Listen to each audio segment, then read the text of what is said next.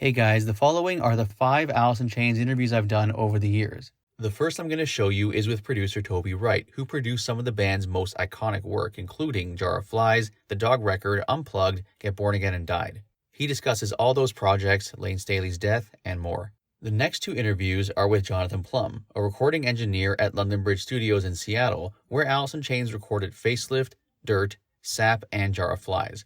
And the last 2 interviews are with recording engineer Paul Fig, where he discusses working with Alice in Chains in the post-Layne Staley era, some of Jerry Cantrell's solo work, and more. If you want to jump ahead to any one interview, timecodes are in the description box.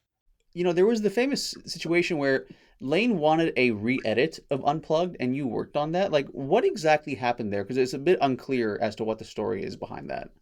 I was working at Right Track Studios in New York, and MTV, when you're doing things like that, they have to cut the video first, because it was like a 4-camera shoot. So they cut the video first, and then I was to mix the audio to the video. And so I was in the middle of mixing, and, Layne had heard the rough cut. He had seen the rough cut and said, no, I don't want to do this anymore.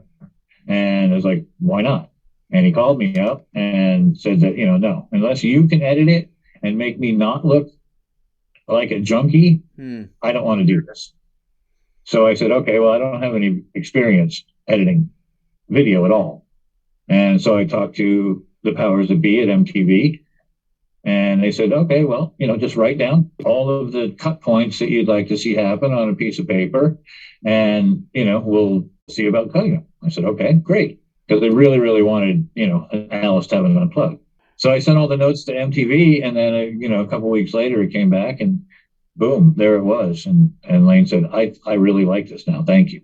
So, I mean, even though Layne was obviously struggling with his problem, he was still self-aware enough that he didn't want to be portrayed negatively. That's actually interesting to hear that. So absolutely. And, you got to respect a man for that, 100%. So if I may ask, during the latter stage of his life, was he cognitively there when you were working with him? What was he like in that regard, if you're comfortable discussing that?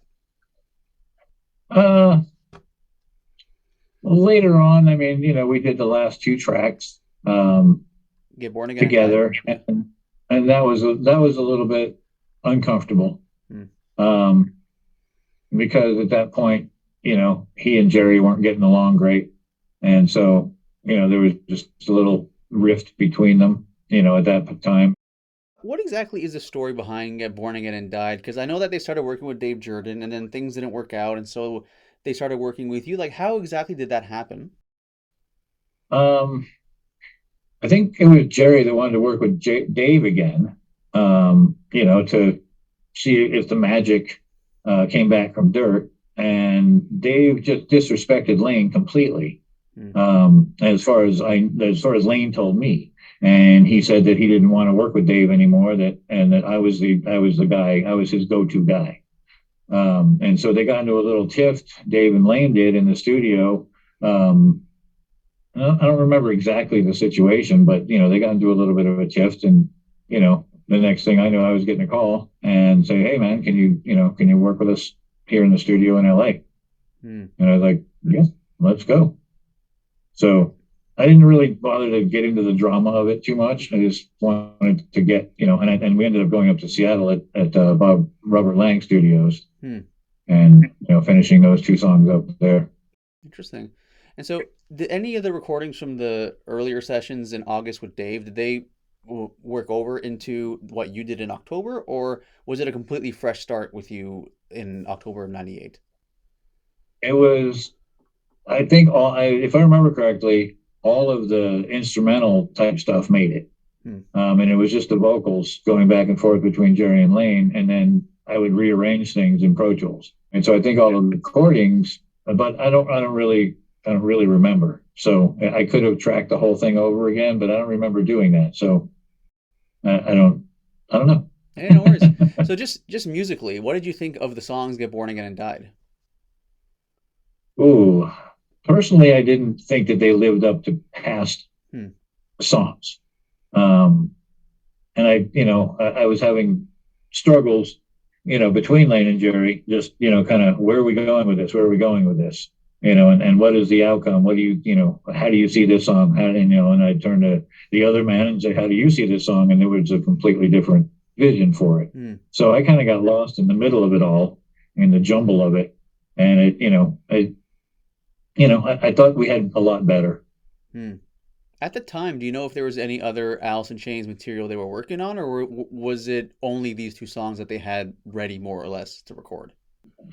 As far as I remember, it was just these two, and that was it for the moment. And there was plans to do more, but obviously they never came to fruition. Yeah, to me, what's interesting about Get Born Again, it to me it sounds like it's kind of nu metal influence, like the times kind of influenced the sound of the song. Did you get that vibe at all, or am I just living on a different planet?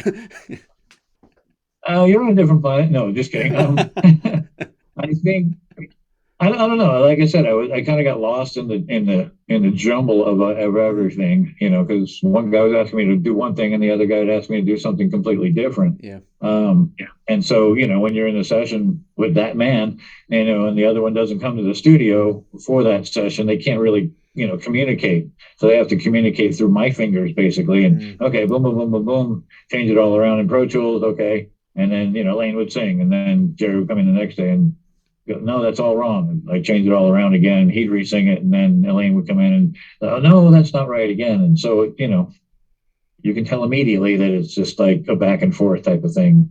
I can anyway. Yeah. So how do you deal with that as a producer? Because your job, you're supposed to be the music man, but then you're also kind of managing to an extent. Like, were you expecting that, or was that kind of a surprise to you when that happened? No, it wasn't a surprise. Because I know, I had known each gentleman very well at that time. So, it was a matter of just trying to solve their creative differences. So that's, as a producer, that's more my job than to get in between somebody. Yeah. You know what I mean? I don't want to get in between. That's not my argument. I'd like to just get your vision as the artist, out through the song, and then, ostensibly have two separate songs at that point. Yeah, I hear you. How did you guys come to the conclusion of what it was going to actually sound like then, those two songs, given it was like the different perspectives? I don't remember how we concluded, but I eventually, I'm sure, somebody just said, "Oh, good enough," and I went to mix it. Yeah, that's cool. That's cool. Was there any indication during the Get Born Again and Died session that like this was going to be the final session? Like, did you get that vibe, or were you hoping maybe that they would still be able to pull through afterwards? That's a hard question, Daniel. I always have hope for my artists, but being a bit intuitive, I kind of saw the writing on the wall. But I never say that out loud. I never, like in that situation, I always push forward with hope. And that we can keep going and keep having, these things that were so gratifying to us, especially artistically, just keep happening because, it was a wonderful thing especially when it was red hot. Right. So, when you can do no wrong like that, it's like a race car driver winning every race, it's pretty soon they don't even try anymore, but there's still that gratification of winning. You know what I mean? Yeah. And so when, this band went through all of that and they didn't really have to try anymore, that, that like stuff just fell out and it was, perceived as fantastic and amazing. That was cool, but it was, it was also a lot of hard work to get to that point.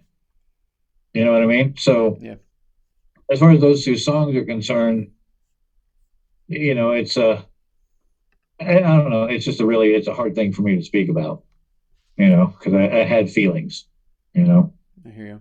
On that note, were you surprised at all when Layne did the Pink Floyd cover with Class of '99, like a year later, Another Brick in the Wall? No, no, I knew that was coming. Oh, really? Yeah. Interesting. Yeah, I had foreshadow on that one. Oh, cool. So I thought that was pretty cool. Yeah, I think it was. Yeah, I thought. I mean, it's kind of one of those tracks a lot of people don't even know he did.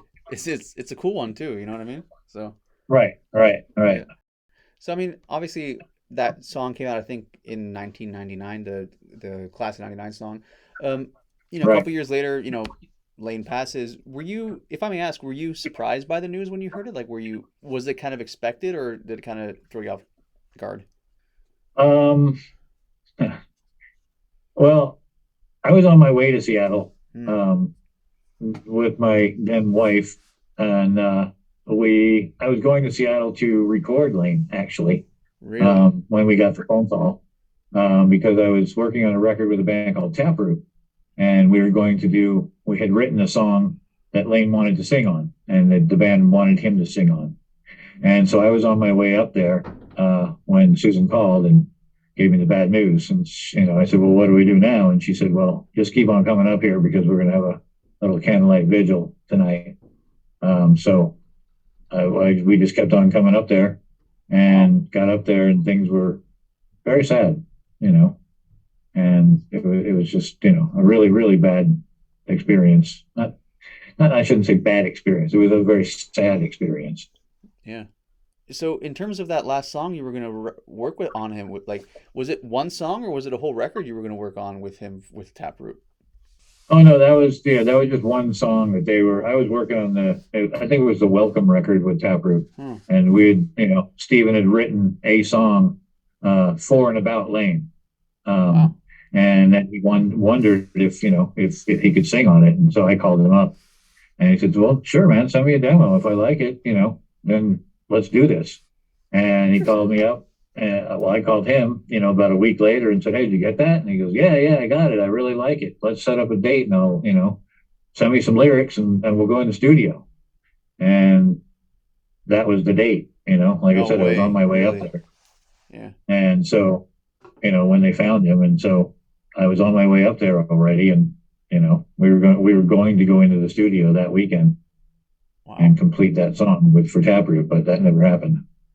So that's really interesting for a variety of reasons. One of them being is, from what I understand, Layne became essentially like he cut everybody out of his life at that point, more or less. Like he wouldn't answer the door, he wouldn't answer most phone calls, but he took your phone call. That's really interesting to hear. Yes, sir. So you guys maintain a good Yes, sir. relationship all the way through. Yes. He and I had a fairly close relationship. Layne didn't like to be judged at all. Hmm. So he just wanted to be the person that he wanted to be.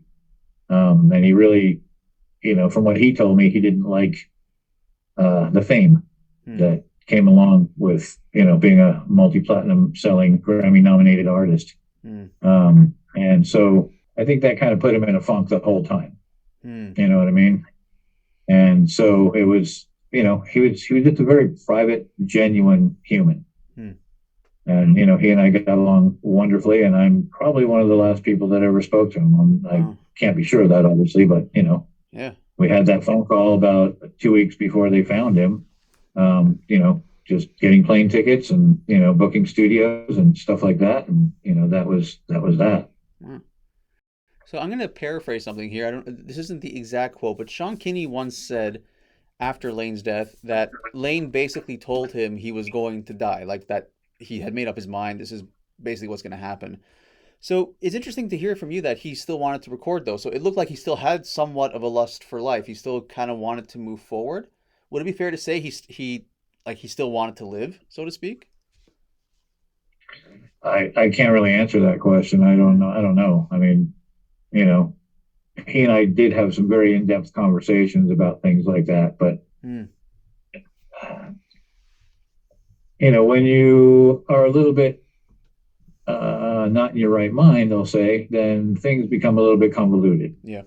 And so, I didn't really, it's just very hard to talk about right now. But he's very, very private, and so he wanted to keep it that way. And I'm sure that he and Sean and he and Jerry and, had conversations about all that kind of stuff. And, I wouldn't doubt he said that to Sean at all. Interesting. If I may ask, did Lane ever talk to you about Demery? Because I know that her passing obviously had a very big, Yeah, yeah. Hmm. sure Interesting. did. Yeah. He loved that woman like crazy. Yeah. I would assume, and from what I've read, this is what's been said, that her death basically kind of like really took a huge toll on him until the end, essentially. Like he never got over it, basically. Correct. I would say that's absolutely accurate. Hmm. Interesting. Wow. Is there any one positive memory of Layne that you remember that just kind of makes you smile when you think about it? Every single one. Just he was an amazing human. I loved him. And we had some really great times together. We had some hard times together. And but in the end, it was all about the creativity and the music for me. Um, he was like a brother to me, and there wouldn't be anything in the world that I wouldn't have done for him. So I guess that's the anecdote right there. That he was just one of the most genuine people you could have ever met in your life. That's amazing to hear. What were your thoughts on the reunion and then the addition of William DuVall? What did you think of that when it took place? I really love William. I think he's fantastic. He's an amazing guitar player, great singer, and I thought it was really cool, that they wanted to continue on. And I love a lot of the music that they put out, Hmm. Since then. So, but it is a different band to me. It's not what it was back in that day. It's a cool replication of, but it's not that to me. Interesting. It's a totally different animal, so to speak. And I still love the boys, and I love their music. So, to separate the two for me is, it's like, I like where I left off with them, Hmm. but I also love what they've been doing. So, it's just a completely different band under the same name to me. Hmm. Interesting. Yeah, interesting way of looking at it. I get what you're saying totally. I unfortunately I never saw, like, I was too young for it at the time. I never saw Alice in Chains with Layne, but I've seen them once with the Will, and they were amazing. But yeah, no, I mean, I would have loved to have actually seen them like as Alice in Chains. You know what I'm saying? But One of the most, uh, I don't know, one of the best shows I've ever seen. Was Alice live with Layne. It was just crazy great. it's so cool. Especially like the rock show. Unplugged was a different story because everybody's sitting down, acoustic instruments, blah blah blah. But when they were live and it was a rock show, it was a rock show. That's cool. It was really great. Were you physically at the theater for the Unplugged show? Oh yes, Oh, that's cool. I was actually outside in a recording truck, Oh, and so I recorded and kind of produced the whole thing. And there was parts where, my daughter was there at the time, and she was sitting right in front of Lars and James from Metallica, huh. and Layne forgot words to one of the songs called Sludge Factory, because at that time the heads of Columbia Records was sitting right in front of him, Huh. and that's what it was about. So he kept forgetting the lyrics, and I had to quickly write them all down. Brought out a music stand, put lyrics on there, and he was like, "Thanks, brother. We'll make it through this." So that's why there's 4 or 5 versions of Sledge Factory on the Unplugged record, because it was just funny at the time. It was like he kept forgetting the lyric. That's funny, man. There's rules about Unplugged, right? You have to, there's no overdubs, so it's all live. And you can do a song as many times as you want, but it has to be all live. There can't be any studio tricks or anything like that. So I thought Interesting. that was a wonderful thing. Interesting. That's really cool. So basically, like whether it's Alice in Chains or any of the other unplugs, the bands like the versions that we hear on CD or on or the video version, it wasn't actually like that. Like they would do multiple takes, and then what we see is just the best take. Essentially, is that what you're saying? Well, some, yes. Interesting. Some were just one take. Hmm. That was great. And so I'd be sitting I was recording everything out in the truck. And I would QC everything as it went down. Like, oh, do we hit all the lyrics? Do we hit all the melodies? Was the performance great? Okay, cool. Next song. And then, but Sludge Factory, when you miss lyrics and you just stop in the middle of the performance, like, oh, fuck. And it was pretty funny. You'd have some pretty colorful stuff to say. And, finally I was just like, God, I got to write this down. That's funny. So was it? I mean, you mentioned now that your daughter was sitting right by the guys from Metallica. I was actually going to ask you about that. You know, there was that kind of that joke that Inez put on his bass, like friends don't let friends get haircuts or whatever that was. It was all banter between Alice and Metallica because they had been out on tour together and all that kind of good stuff. And so, Mike, they had Metallica had just gotten their haircut. They had Yeah. gone from, the big rock look almost into a corporate thing almost or whatever. And, so that was what that was all about. And Mike having the big flowing locks that he has was like, eh. That's So cool. just kind of cutting him a little bit, but in his own little Mike way. That's funny. Was there any sort of like after get together for Unplugged? Like, was there any like did Metallica ever did they actually see each other that same day, or was that just something from the stage to the audience he was making? He was kind of taking a joke at them. Oh, I don't remember if we had like an after party. Well, yeah, I think we. No, I don't remember if there was like an after party because I was, in the middle of production, so I had to wrap up this and wrap up Hmm. that, and I didn't remember myself going to any kind of after party type thing. Because I was busy tearing down and doing what producers do. Yeah, yeah, yeah. That's cool. So, I mean, of all the different tracks you worked on, whether it was the EPs, whether it was the self-titled album, is there any particular song of theirs that means something special to you? Oh, that's a tough question. Um, I think No Excuses and Mm, the whole Jar of Flies EP mm, is really special to me, and as is the Unplugged record. Just because of the Unplugged of what happened there, yeah, and Jar of Flies of the way that that came around. And that was a lot of fun. So it was a 10-day recording, and boom, it was the first EP to ever debut at number one. yeah.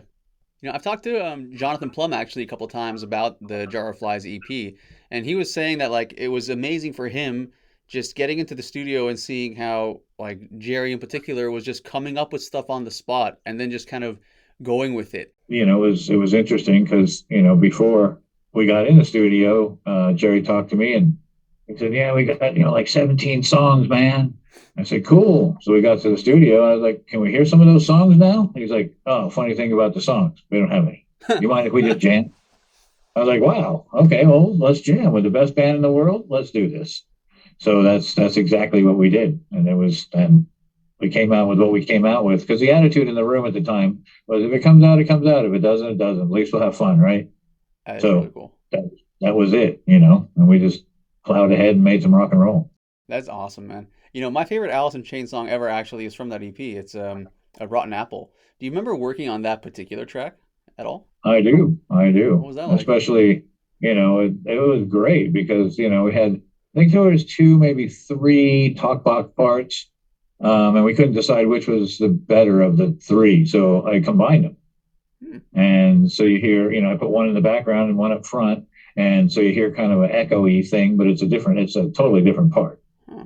And, it was just being creative on the spot at the time, That is really cool. we're just dialing up sounds with the guitars and amps given and, whatever was fitting the moment, and just press record and see if that happened for us. And, a few times it did, That's so you know cool. what I mean? Yeah, that's so cool. So, I mean, given the fact that none of these songs were ready when you guys were in the studio, were you guys working like in chronological order of like every single song, or would you work on a bit of one song and then switch to another song and then go back to another song? How did it work like in the studio like that? Yeah, it was kind of like the boys would create a song on the floor, and Layne was upstairs because we were at London Bridge Studios and they have a writing room type thing upstairs. So Layne would go upstairs. We'd send him. I'd give him a tape, and he'd take it upstairs and work on it while we'd be working on something else downstairs and keep on jamming, Hmm. and coming up with tracks and coming up with tracks. And if he liked them, he'd write to him, and then when he felt that he was, to a certain place, he'd come down and audition it for us, and we go, what do you think of this? What do you think of that? What do you think of this? And always it was a resounding, hell yeah, dude. That sounds amazing. Keep going. That's so So he'd cool. go up and he'd finish the whole rest of the song. That's awesome.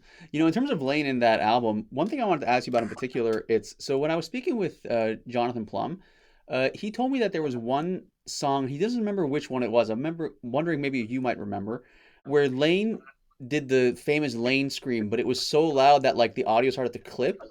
And then Jonathan asked you like, "Can we keep it? Because it sounds great, even though it clipped." Do you remember which song that was that he was referring to by any chance?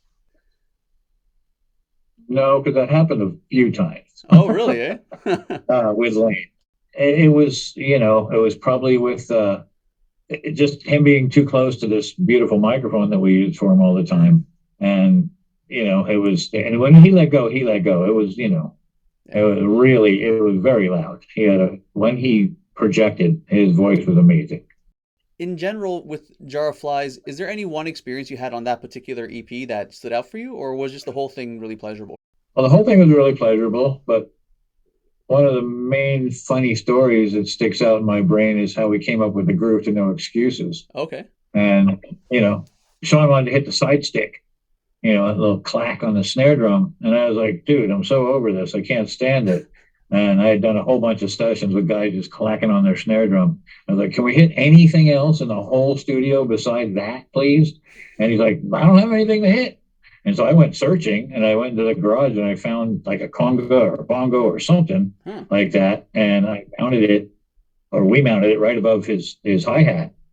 And so it just became that whole thing. Oh, cool. And boom, a groove is born. That's awesome. So that's so cool. So thank goodness there was something in the garage you could just use like that. That's cool. I was looking for anything, a pot, a pan, somebody's head. I didn't care. Just anything but that silly side stick. That's funny. Is is there any so I mean obviously that groove works really well for that song. Any reason why you guys didn't keep using that for other stuff? No, I mean, it's just we used it and that, and that was just one of a kind type of thing, you know Yeah. what I mean? One of the unique things about the sound of that EP is that the DI bass. Is there any particular reason why you guys recorded with a DI bass instead of like actually like miking up Mike's bass? If that makes sense, the question? We actually did mic it Hmm. as well, but it was in the garage. So Hmm. we didn't really have space at London Bridge to isolate it, Hmm. right? So we tried in the garage, and the garage just, was very buzzy and things. So I recorded it, but I didn't ever put it in the record. Gotcha. Okay. Basically you guys used the DI because it just sounded better than the actual like properly mic'd up. Okay, interesting. Yeah, yeah, because that was the garage at London Bridge was the only space left to put it, some kind of isolation of an amp. Hmm. And so when we cranked it up in there, just everything started rattling, and so couldn't use it. That's funny. But I think we did all right with what we had. Yeah, I think it sounds great. Is it because of, I guess, the time constraint to make the EP? You didn't have time to disassemble the other isolation booths and reset it up for mics? Right, Yeah. right. Yeah, Okay. because I had Jerry set up in this, in a booth, and then the vocals were out on the floor, and out in the corner, and then the drums were always set up, and so we had everything going at the same time, Hmm. right? And so it was just space efficient Yeah. to put Mike's bass in the garage, and we didn't have time to. All right, well, let's do bass overdubs now, and that never happened. That's cool. Yeah, it's cool enough, man. That's cool. Would you happen to remember working on I Stay Away in particular? Oh yeah, Okay, what yeah. was that Remember like? the string sessions and Oh, and cool. all that kind of stuff, which were amazing. Yeah, if you could walk me through it, what was that like? Well, we hired a quartet, and Jerry conducted them on the floor, Oh, and about what he wanted to hear out of them. Um, and since they read music and he didn't, it was kind of hard for him to communicate. But he would kind of tell him what to play and sing it to him a little bit, play on the guitar a little bit, so they got the idea of what we wanted to hear. And so it was just about the communication. And then once we got it, the communication down, then it was easy from there because they knew exactly what to play that's so cool. and they delivered. You know, Do you know if that was Jerry's first time conducting an orchestra, or has he experienced with that before? I don't know. I don't know. I would guess it was because they hadn't really had any strings before that. Hmm. that I can remember on any of their songs. It was all guitars. Yeah, I think so too. For me personally, one of the things I love about that song is that high note, like I stay away. When Layne is singing the high notes, do you have to record it with a different mic? When you're approaching him technically, is it always the same mic you're using? Yes. Okay. And it just different, a little bit different compression and the way that, he worked the mic, so to speak. Hmm. Because singers will, we've all seen singers live who hold the mic and, then they pull away for high notes and things like that when there's more power Hmm. that come out and they don't want to, crush the system or their ears for that matter. Because it gets really loud in their headphones too, right? Hmm. So, when you see singers doing that, they're working the mic. So Hmm. Layne did that a bit. He'd pull back or turn his head a little bit depending on what what the syllable was, or because sometimes you have P's and S's and B's that just kind of and they pop Yeah. real bad. And so sometimes you have to just turn your head so the P goes over there instead of into the microphone. Interesting. Little tricks like that. That's cool. So he was very like I guess professional is the word I'm looking for. Like he was a natural, so to speak, when he came to when he knew the ins and outs of recording, basically. Oh, for sure, for sure. And he knew all the tricks and all the everything that he wanted to have happen with his performances. Hmm.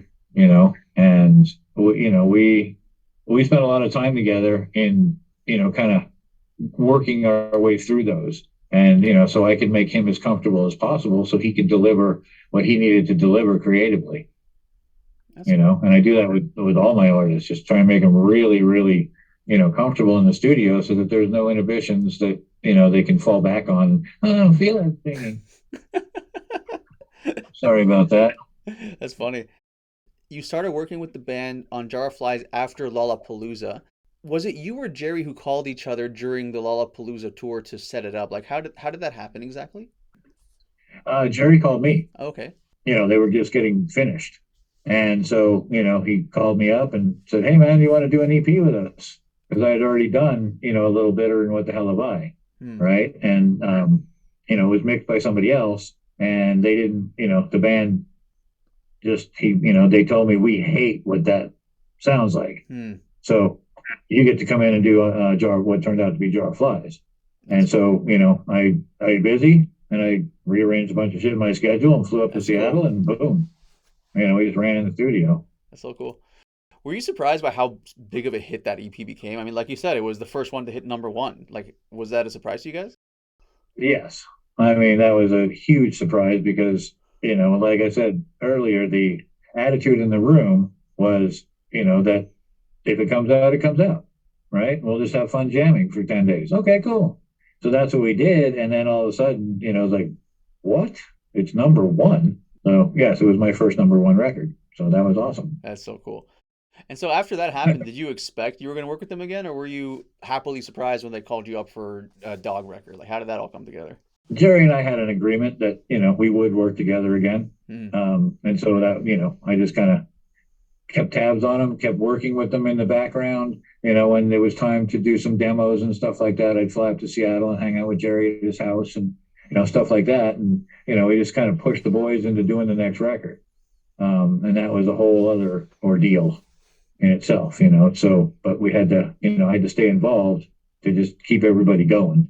So to me, one of the really interesting things about that the making of that record is, from what I understand, the band basically limited the access of their management and their label, and they essentially kind of had you as the liaison between them and the management. Do you know what their rationale was for that? And for you personally, what was that like for you? It was tough on me because I'd never been in a situation like that. But they wanted just complete privacy in the studio. They didn't want anybody coming in. Hmm. And us as a team, we were the only ones to know what was going on in the studio. And so, sometimes we had to, I had to ask advice from Susan and give her daily reports and things like that. Okay, today we worked on this and this and this, and tomorrow we plan on doing this, and so on and so forth. I did keep her up to date with things that were going on. Hmm. And, I just asked her to please update the label and, so on and so forth and, all that. And that they just wanted privacy basically and didn't want to be hassled by, other things beside music. Gotcha. Was there anything that triggered that reaction from them? I mean, because it was different from their previous working. Like, did something specific happen, or did they just kind of just want to they just wanted space? No, no. All of a sudden it was happening. So, we were at Studio X, or Bad Animals, In Seattle, right? in Seattle. And, all of a sudden it was just happening. So, There you sometimes I don't know, nobody explained to me that, hey, we had this happen and now we want this to happen. So it was always, just like, oh, now this is happening. Here you go. So, Hey, fair enough, man. Fair enough. So you mentioned a little earlier that your favorite Alice song that you worked on is "Heaven Beside You," which is from the Dog record. Do you recall working on that song, like in the studio? oh, yeah. What was that like? Oh, yeah. I love that song. We worked on that one at Jerry's house during the demo period, that and Grind. And I don't know. It just strikes a chord. It really resonates in my body. It just, one of those songs that, just is awesome. That's so cool. The beginning of that song, it's different. It's kind of like a lighter side of the band, then it gets like a little bit heavier throughout. Uh, Right. what did you think of that? Like the dynamics of the song in particular, like musically, what did you think of the song? Oh, musically, I thought it was genius. And I always love music that builds. I'm not a great fan of music that comes on and boom, it's at the top level from the first note to the last note. It's just I need dynamics in the music. And so when that was, when we were building those songs, and that was part of the plan was to make it as dynamic as possible. So it goes from the semi-acoustic type clean stuff into the heavier stuff in the choruses, and then comes back and does that whole dance of up and down. So, what did you think of the song "Grind"? I mean, a song that's totally Yeah, different, like a lot heavier than "Heaven Beside You," right? right, right. So it's it's the dichotomy again, Hmm. and I love that one still it has dynamics, but it's still hard hitting, right? And so that one, I remember going out to Jerry's house in Washington and just hanging out with him for a little while and making some demos, and that was one of them that came out and that made it all the way to the record, which was amazing, And I love that song as well. I thought it was really well done. When Jerry he's in his creative mode, is he someone that like he's open to talk to you, or is he kind of like he wants to be like in his insular space? Like, what is he like in the creative mode? He used to be very open. Hmm. I've worked with him in a long time, so I'm not, I don't know where he's been these days, but back in the day, he was very open creatively, and would, just say, "Hey, I'm having this thought of, this guitar here and that guitar there, get heavier in the chorus, do this, do that, and just follow me on this, And so I inevitably would, because you got to follow the master, right? Hmm. And so get going into that, and I would just end up just kind of guiding as we went along, and just the way he hears things is amazing to me. Like I mentioned earlier, he hears the whole orchestration in his head, before he picks up the guitar, and I thought that was amazing when I discovered that about him. And I was like, oh, okay, now I get it. So in the studio, Jerry, from what I understand, he was the lead creative guy, right? Like the others in the band, like would they have to run their ideas through Jerry, or was it more democratic than that? Oh, it was a lot more democratic. Okay.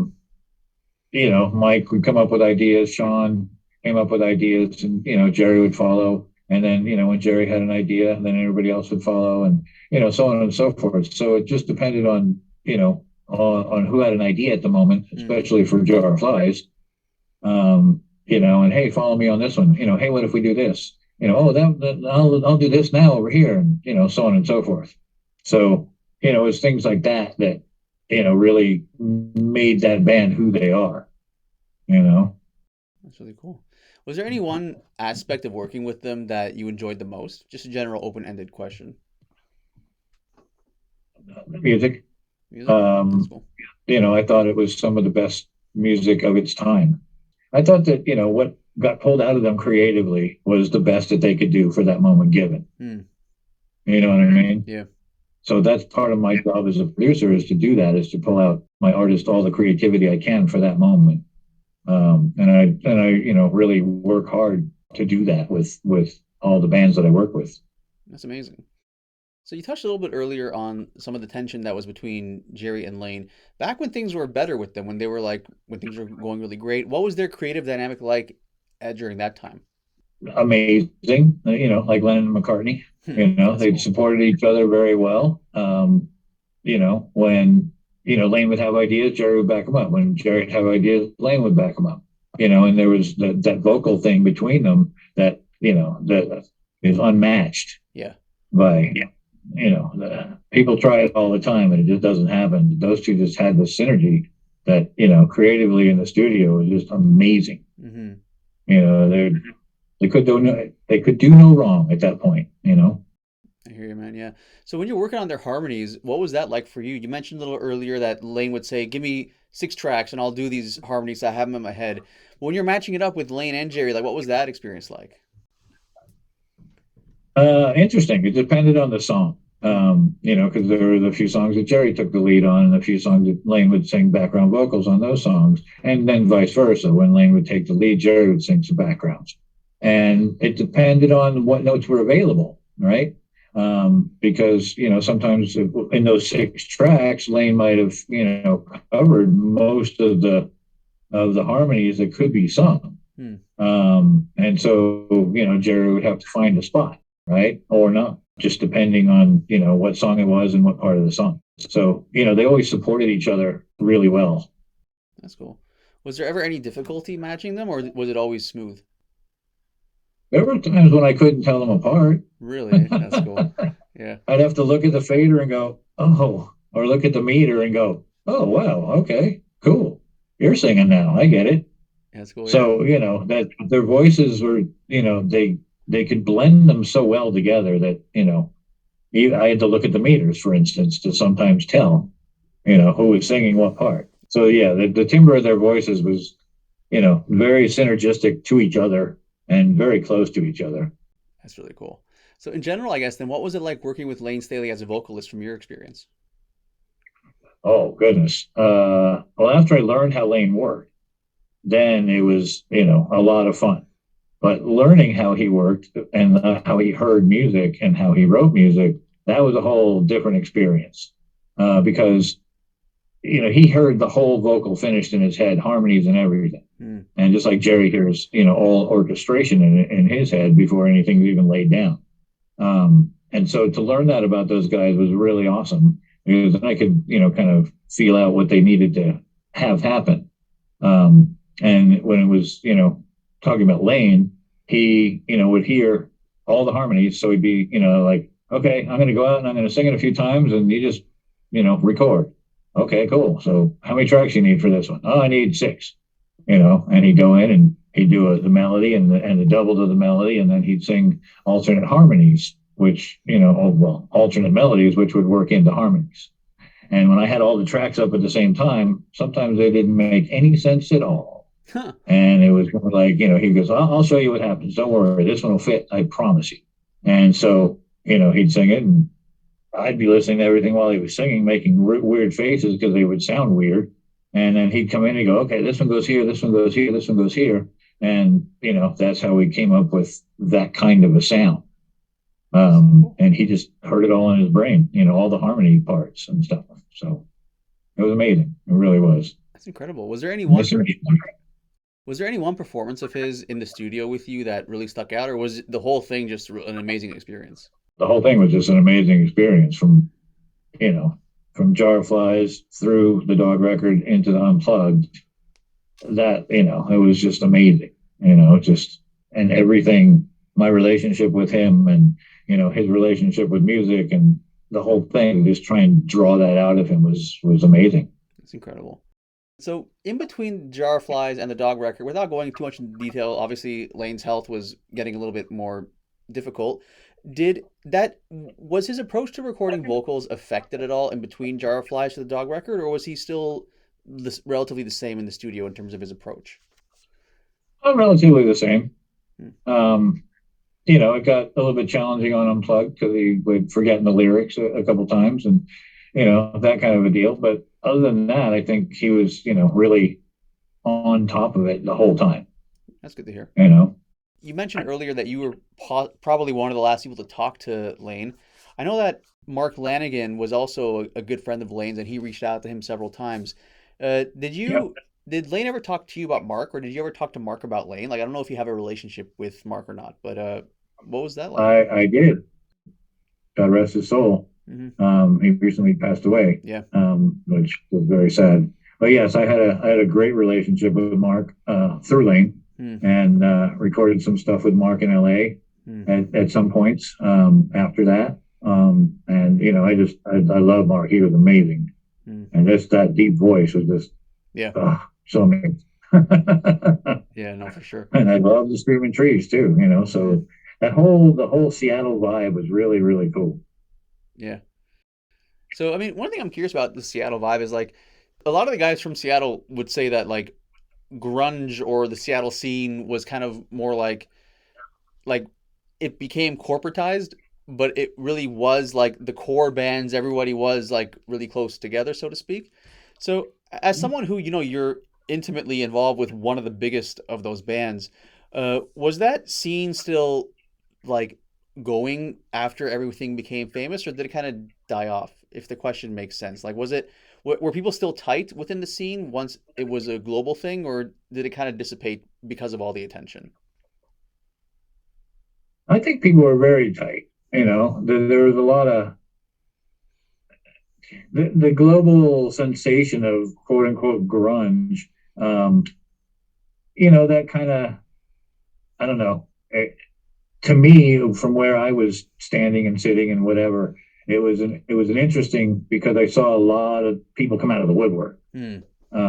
You know what I mean? And so it was, people wanting attention and this and that was an easy way to get it, and so on and so forth. So it was, people were cautioned to be careful, of just, people that come out of the woodwork all of a sudden, Yeah. like, oh, I haven't seen you in 100 years, blah, blah, blah, you Yeah. know, Yeah, I can things imagine. like that started happening a lot. So, I don't know if it was, I think it was more, just a community scene with the bands and their music, Hmm.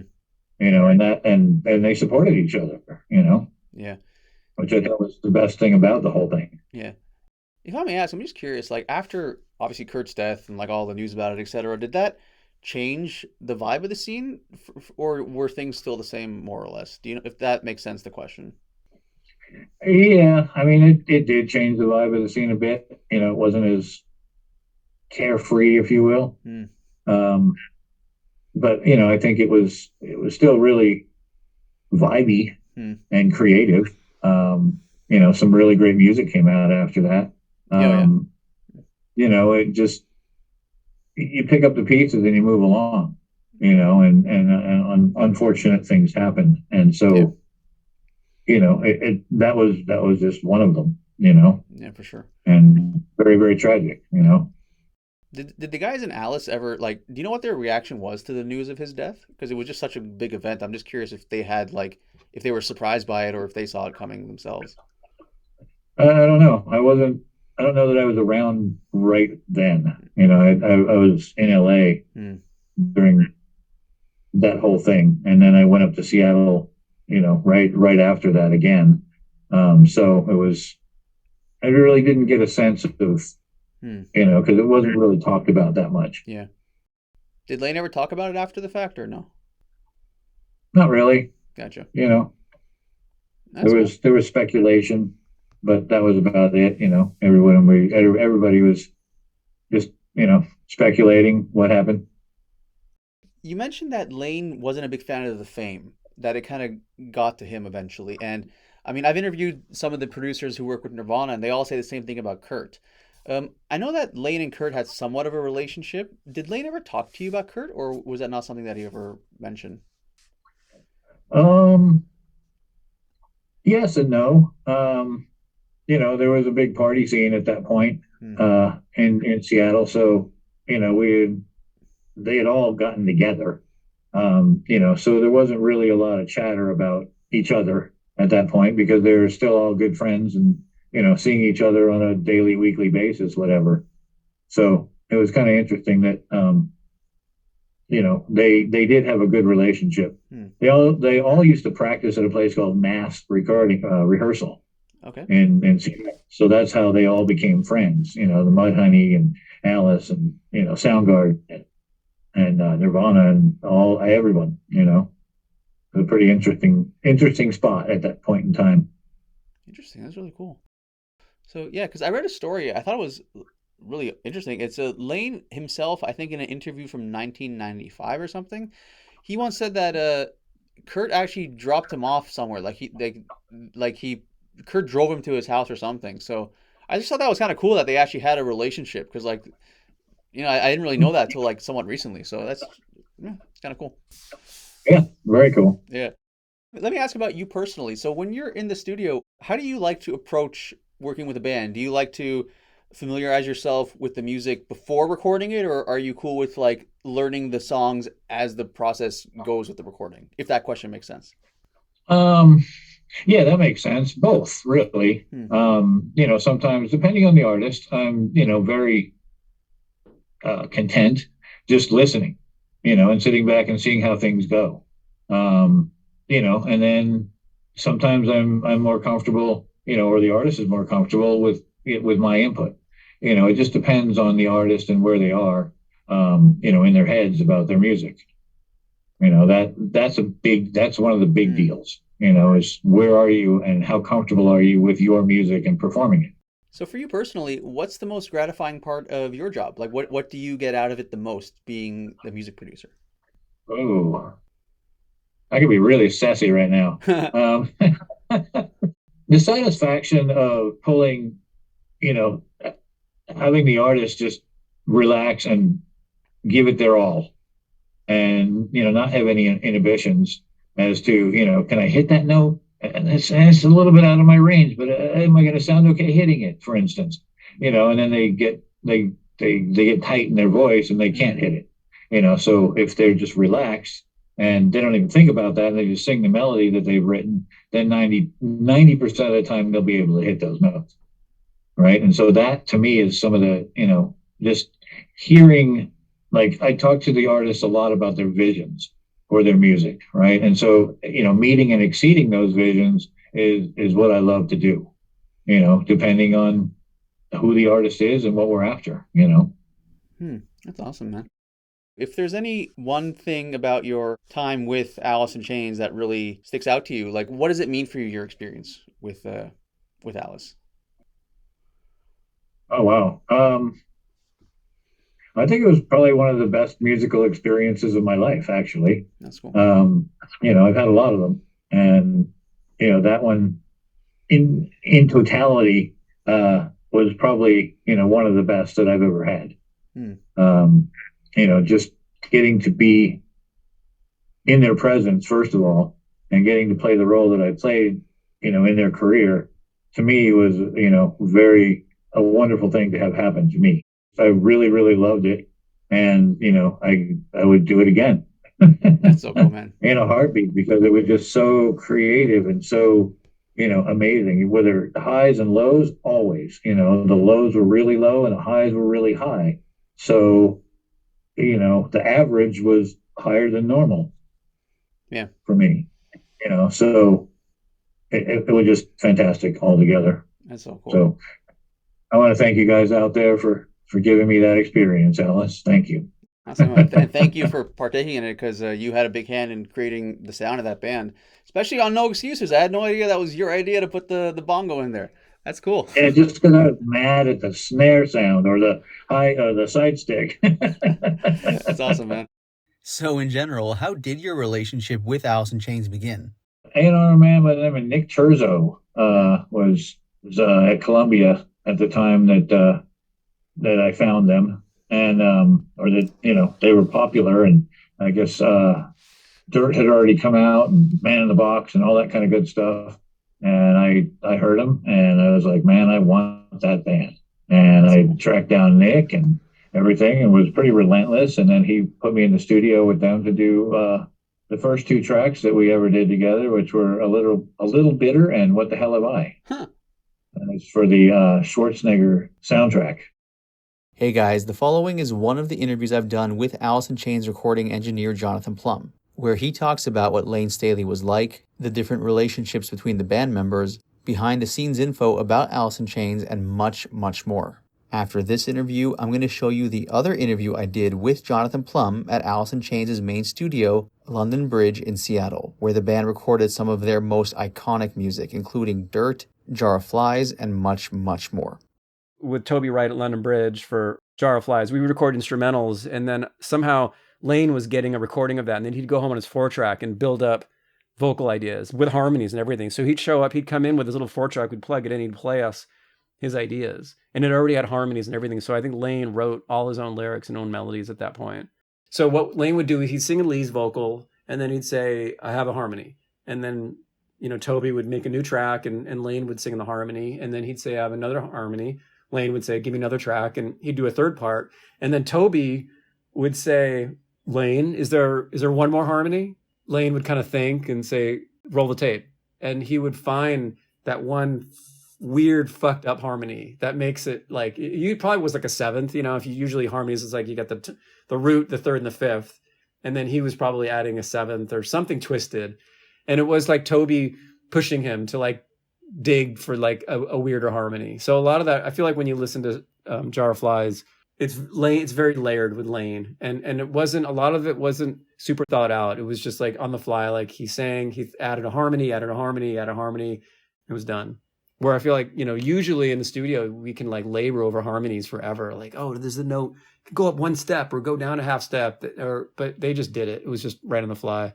My impression was that by the time Jar of Flies was happening, Layne was much more involved in writing his own parts and his own lyrics as well. Again, I don't know for sure, but that was my impression. I sense that Layne wanted to be more involved, maybe needed to be more involved, and Jerry maybe was like intentionally backing off and giving him space to do some of that stuff.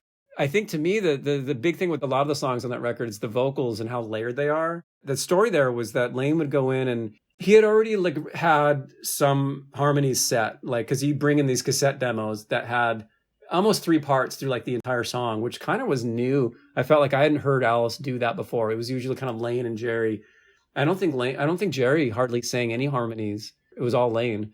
My sense was that this was Layne's sort of time.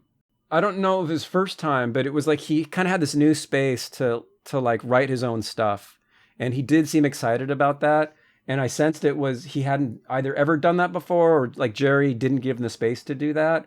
And I don't know if that's accurate or not, but my sense was Layne was really proud of this stuff. And so, like I said, he would take these demos home. So again, Jerry would just pick up a guitar and strum this riff and create a structure, but it didn't have any melody. It was just a cool guitar riff.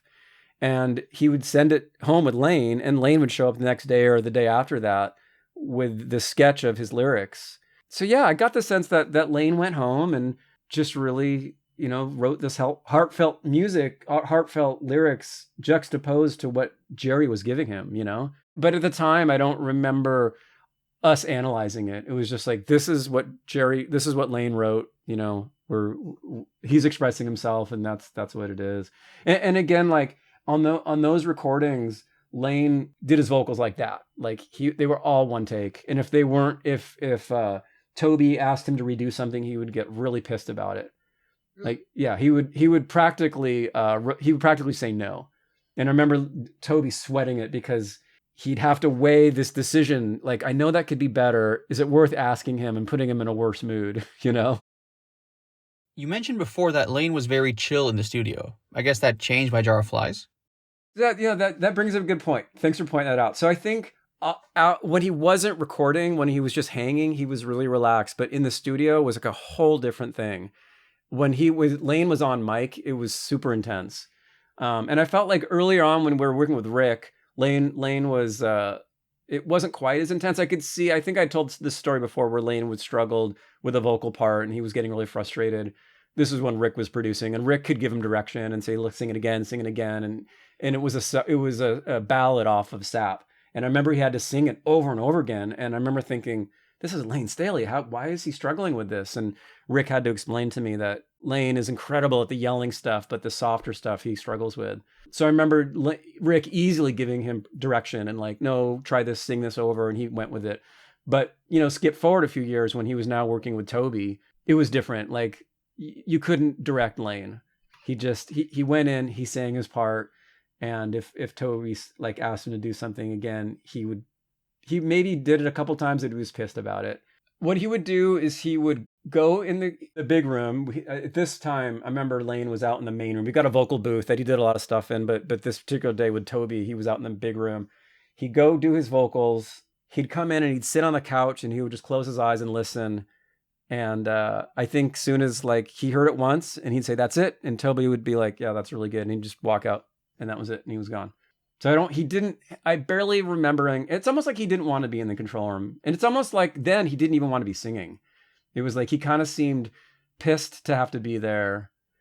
And obviously, like, I have no idea what his headspace was like because he delivered these incredible performances. But from my impression, like he didn't want to be there. And so maybe the intensity of him and Jerry and the fumes of these relationships and being in a band and the intensity of people just dealing with each other and getting getting through the creative process together, maybe not always agreeing. I got the sense Layne just didn't want a part of it. Like he didn't want to fight. He just wanted to get in, do his vocal parts and take off. So in general, from your experience working with Alice in Chains, were there any particular microphones that Layne preferred using, or was he not picky? I would say on the gear wise, and you're asking if Layne had any specific, my impression was Layne, and I think everybody sort of knows this, the history was sort of Jerry was really like the overseer of everything of Alice in Chains in general, was kind of the main creative force from my perspective of when they came in the studio. It was like really Jerry was kind of overseeing everything, and Layne would really just come into the studio when he was needed. He typically just hung out on the couch. Either he just wasn't there or he'd be hanging out on the couch watching cartoons and eating cereal, and generally stayed out of like Jerry's way during most of the creative process. So it just seemed like, okay, now it's time for vocals, bring Layne in. That's what it seemed like from my end. So Layne would just come in and we'd have the mic set up. There was no comments or, Layne just went into the booth and started singing.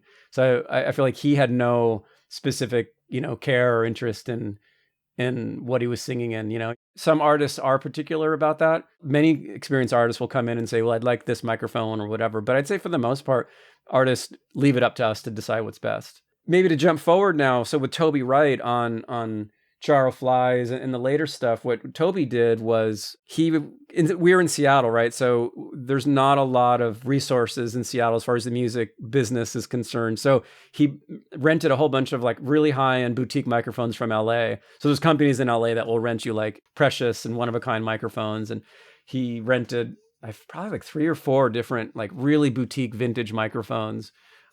Like he would have had a 47 FET, a tube one. He would have had a U67, which is a tube also. And I can't remember what else, but there was like a handful of really nice. And so what we did is we set up 4 or 5 different microphones and quickly had Layne come in and sing a little bit on each microphone and just reviewed what was sounded best. And I want to say it might have been the U47 that we used for Jar of Flies and later, but it was definitely one of the vintage ones. And it was definitely a tube mic. And I do remember specifically at that point, we were running through an LA2A compressor, which I think we had rented for that as well. And I know we talked about this before, that we were getting distortion probably off the compressor or the tube microphone, because his volume, was just so massive. I do love this story. And this was early. This was with Sap. In fact, this is the first time I worked with Layne. Facelift was like my favorite record. And, I knew him as a screamer, but that particular day we were doing something off of Sap and he was singing really quietly and he was struggling with it, like we were talking about earlier. And I remember it sounded really great, but I really wanted to hear Layne do the Layne thing. He wasn't doing the Layne thing. I was kind of disappointed not to get to hear that in the studio. That, this is again, the first time I'd worked with him, and he was really struggling with this part. And he came out of the booth and I remember he just was pissed and he yelled, "Fuck." It's like, "Fuck." But it was that was the Layne scream. That's the first time I heard that. I know I've told you the story before, but it is pretty fun. And it was, that's a great story, man. To hear it, like, it was like 5 feet away from me. It was like, whoa, there it is. That's the Layne. And then later, I did get to hear him sing it in the studio, actually sing that full voice thing. And he was just incredible.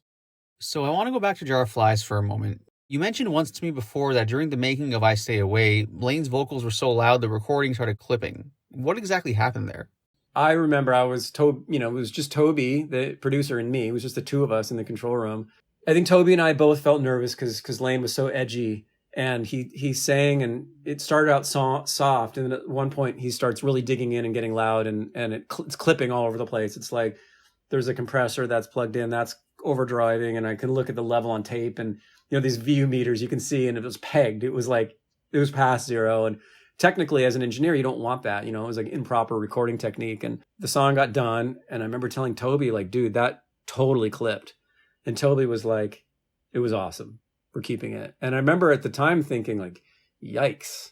Like, how are we going to deal with this distortion thing? It seemed like really improper to me. Or just from what I knew at that point, you just kind of like couldn't do that. You had to redo it. But Toby was like, we're keeping it. And it's on the recording. If you listen to it, it's distorted.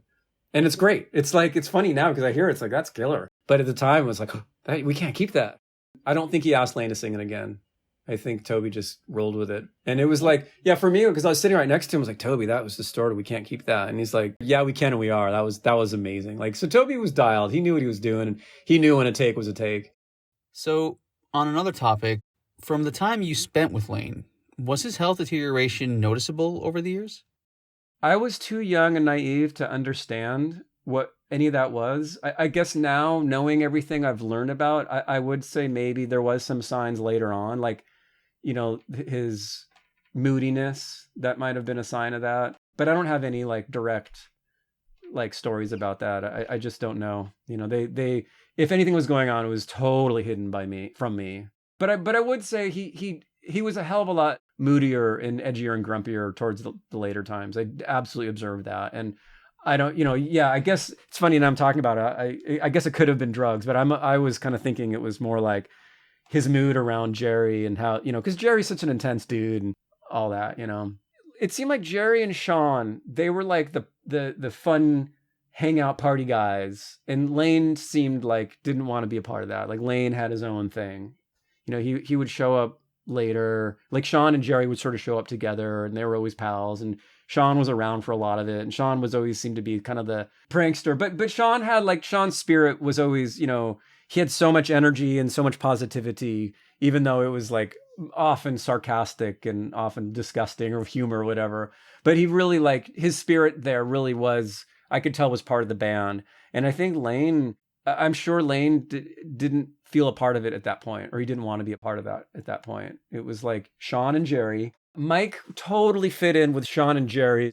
Mike was brand new to the band. I think everyone knows, Mike Inez came off tour with Ozzy Osbourne, and he was like another like amped up kind of like fun party guy. And when I say party guy, I'm not mean like drugs and alcohol. I mean like he was just down for a good time, and he was constantly in a good mood. And I think he fit in really well with Jerry and Sean. And I think Mike was really happy to be with them, and Mike knew that this was something special too. So I'd say the energy was really great. And I worked with their old bass player on the earlier stuff, Mike Starr, and that definitely was a different vibe. I think Mike at that point was kind of more in Layne's camp. Like Mike would sort of show up when he needed to show up, Mike Starr. But I think Mike Inez was more present. From my perspective, the way that their music went down, it was so casual. Like I think people would be surprised at how like lighthearted and joking and casual the atmosphere was when these songs were made. Like they're dark, heavy songs. So that is a funny thing about them, and a lot of that dark music is like, they're like a brotherhood, and it's constantly a party. And again, I don't mean party like drinking, but I mean like, it's like this locker room thing. They're just constantly joking and making fun and laughing. Yet these heavy, heavy, dark songs get born out of these people that you seem like they're like on top of the world, But clearly, it was a vehicle for them to sort of express some of the stuff that they don't show publicly, even privately, I guess. I guess I've worked on enough bands to know, like, every human has their struggles, and those guys had like more struggles than most. But when you met them, you'd never guess. Like they were like happy and funny and hilarious. So it's a funny combination, where maybe I might say like the funniest, silliest, goofiest guys, musicians were them, and they wrote some of the darkest, heaviest lyrics and songs. To me, it kind of felt like chaos. Like they wrote a lot of the songs on the spot.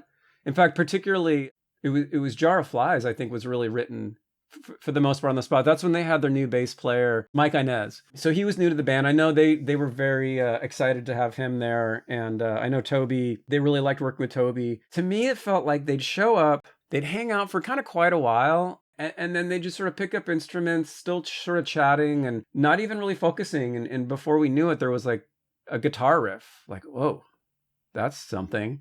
It took shape over time. And initially it was like, there was something there, but it wasn't a song. And it just seemed like over time, within, maybe the afternoon, suddenly Jerry's sort of like, oh, just let's try this and let's try this. And suddenly it was like, poof. Like, and it was almost like I didn't believe the process because it started out so raw. And I remember feeling like the songs were kind of long and like, well, what? Because there wasn't any vocals yet. It was just guitar riffs and bass riffs and stuff like that. And it's like, that seems like a good idea, but I don't see that being a song.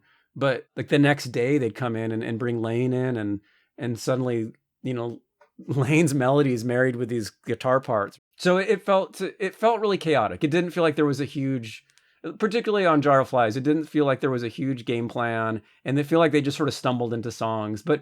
But now I know like Jerry's level of like creativity and brilliance was just, could really make songs out of, you just pull them out of the air and they were there. I've worked with many artists that, they have to work really, really hard at it. And I'm sure Jerry worked really hard at it too. But at the same time, it seemed like it just came to him. He just would pick up a guitar, play something weird and make a song out of it. Jar of Flies was all about that. It was like throw a guitar in Jerry's hand and capture it, or throw a microphone in front of Layne and capture it. It all happened, And again, like that's why it felt for me on observing it, it was like, this is not how records are made, because to me, they did not know what they were doing, but every step of the way was like, it kept getting better. It kept making more and more sense. It was like me witnessing, professionals for the first time, like, wow, they do know what they're doing, even though it was so casual, cause they're funny guys. They're kind of guys that like, they're constantly making fun of each other and poking, it's a bit of that locker room thing. I mean, the studio world in general has that locker room vibe. But then especially it was like really like hardcore locker room talk where it's snapping towels. But it was like, rock guys. It was like a ridiculous hang all the time. Everybody's funny and they're talking smack about everybody. And while this is all happening, they're playing and suddenly songs form out of this. So it does feel kind of funny where the time that they spent in the studio, it would go between hilarity, total like these really disgusting conversations about anything. I didn't like it, but at the same time, it was like Alice in Chains. So I was like, whatever, So yeah, it felt kind of like this just fun party train, chaotic party train that songs just sort of popped out.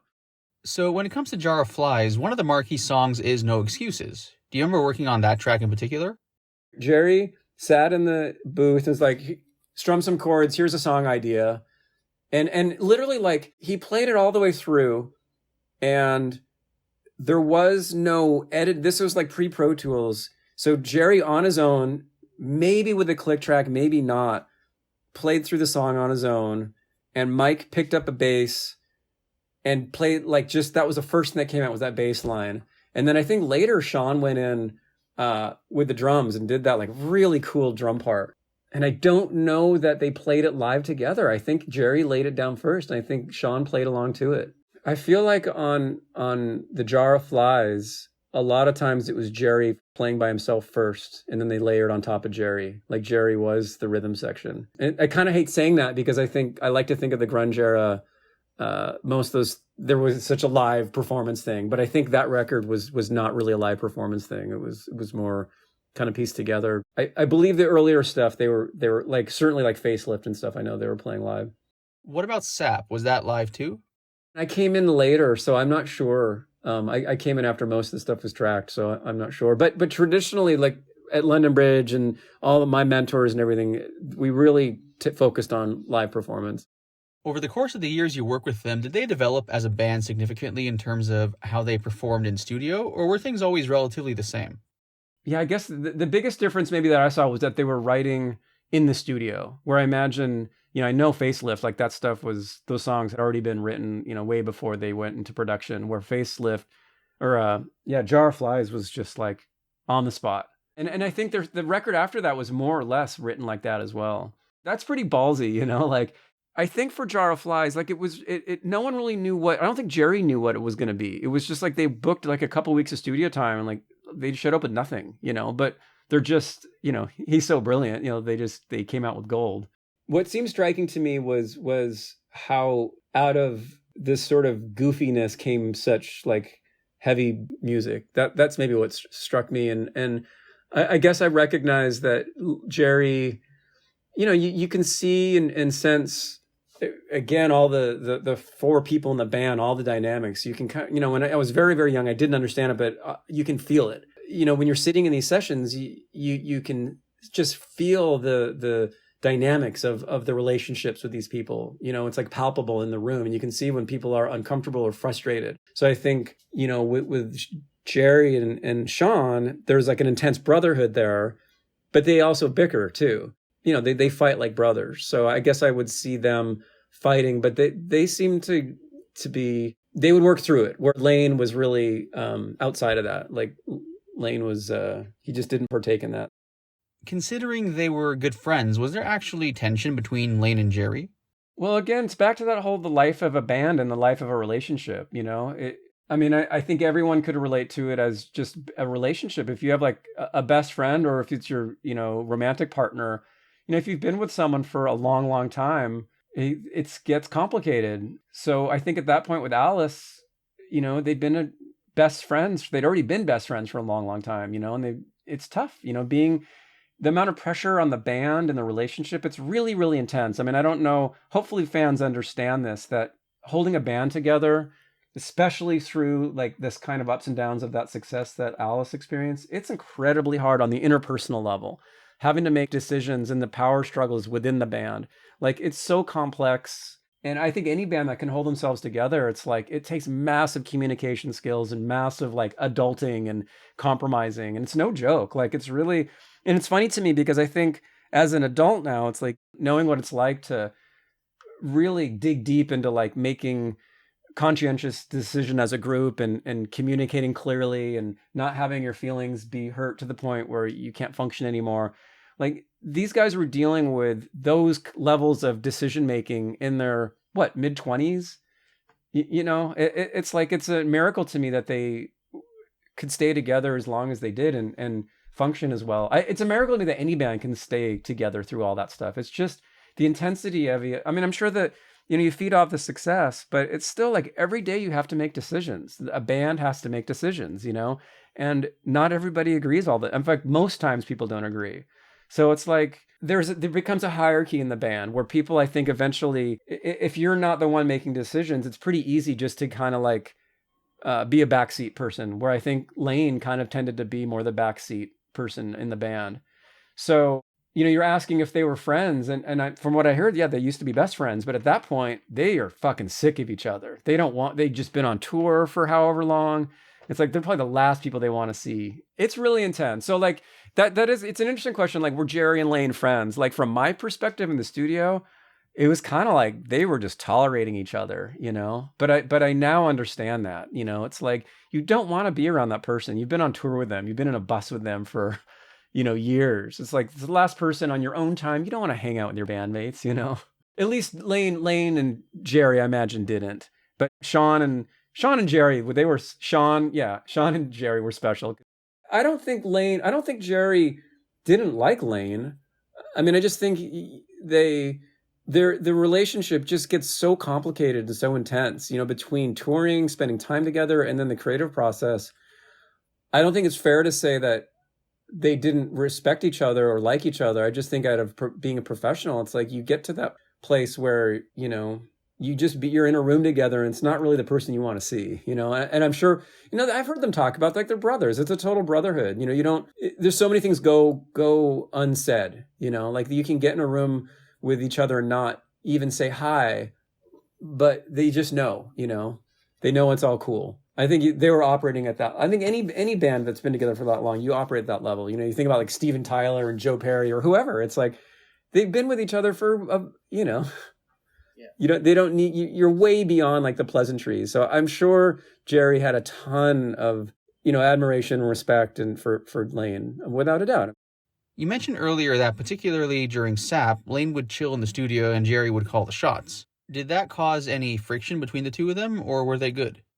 For my perspective, being a studio, when they came in, they had already obviously established their working relationship. And it's funny now being sort of like more of an adult and experiencing life a lot more. You kind of, in those instances, you can sense the fumes in the band, like all the dynamics between everybody, because it's a family, right? And it's like any relationship, it's a very complex relationship between all the band members. And they had a working thing that worked. And it was like, unspoken, but really it was like Layne knew to just stay out of the way for the most part. Either he didn't want to be part of it, or it all seemed really smooth to me. But they had already worked it out. Like I feel like they probably had maybe years ago before that kind of worked out who's how they work best. Every band has to confront that, and it's a constant power struggle. So like, was it easy for them? I never saw them fighting, but I just know from how bands work, it's a constant struggle, because everybody is passionate and cares about it. And, they're spending all day thinking about how they want the process to go. And each band member has their own idea. And obviously Jerry was very, very strong in his opinions and his creativity. And Layne was too. So I can only imagine that they'd been butting heads for years, So I think at that point, Layne was just like, man, I know it's just to give Jerry this time and space, So yeah, it seemed like they were very seasoned at that point. By the time I was working with them on SAP, they were seasoned and they knew how to be in the studio, and they knew how to be productive in the studio. It wasn't like they were new at this, they knew what they were doing. Interesting. So a lot of times, not just with bands, but with people in general, when they're in their work environment, they may be more intense, so to speak, than when they're not working. Did you ever get to see the guys outside the studio? And if you did, were they more mellow? Like, did they carry themselves differently? That's a great question. A little bit. I saw Jerry a little bit, because Jerry was pretty social. So there was a club in Seattle. It's closed now. It's called the Brick Street.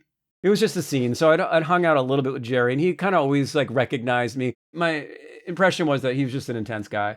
And then Layne, on the other hand, was kind of like the opposite, where Layne was a totally chill hang.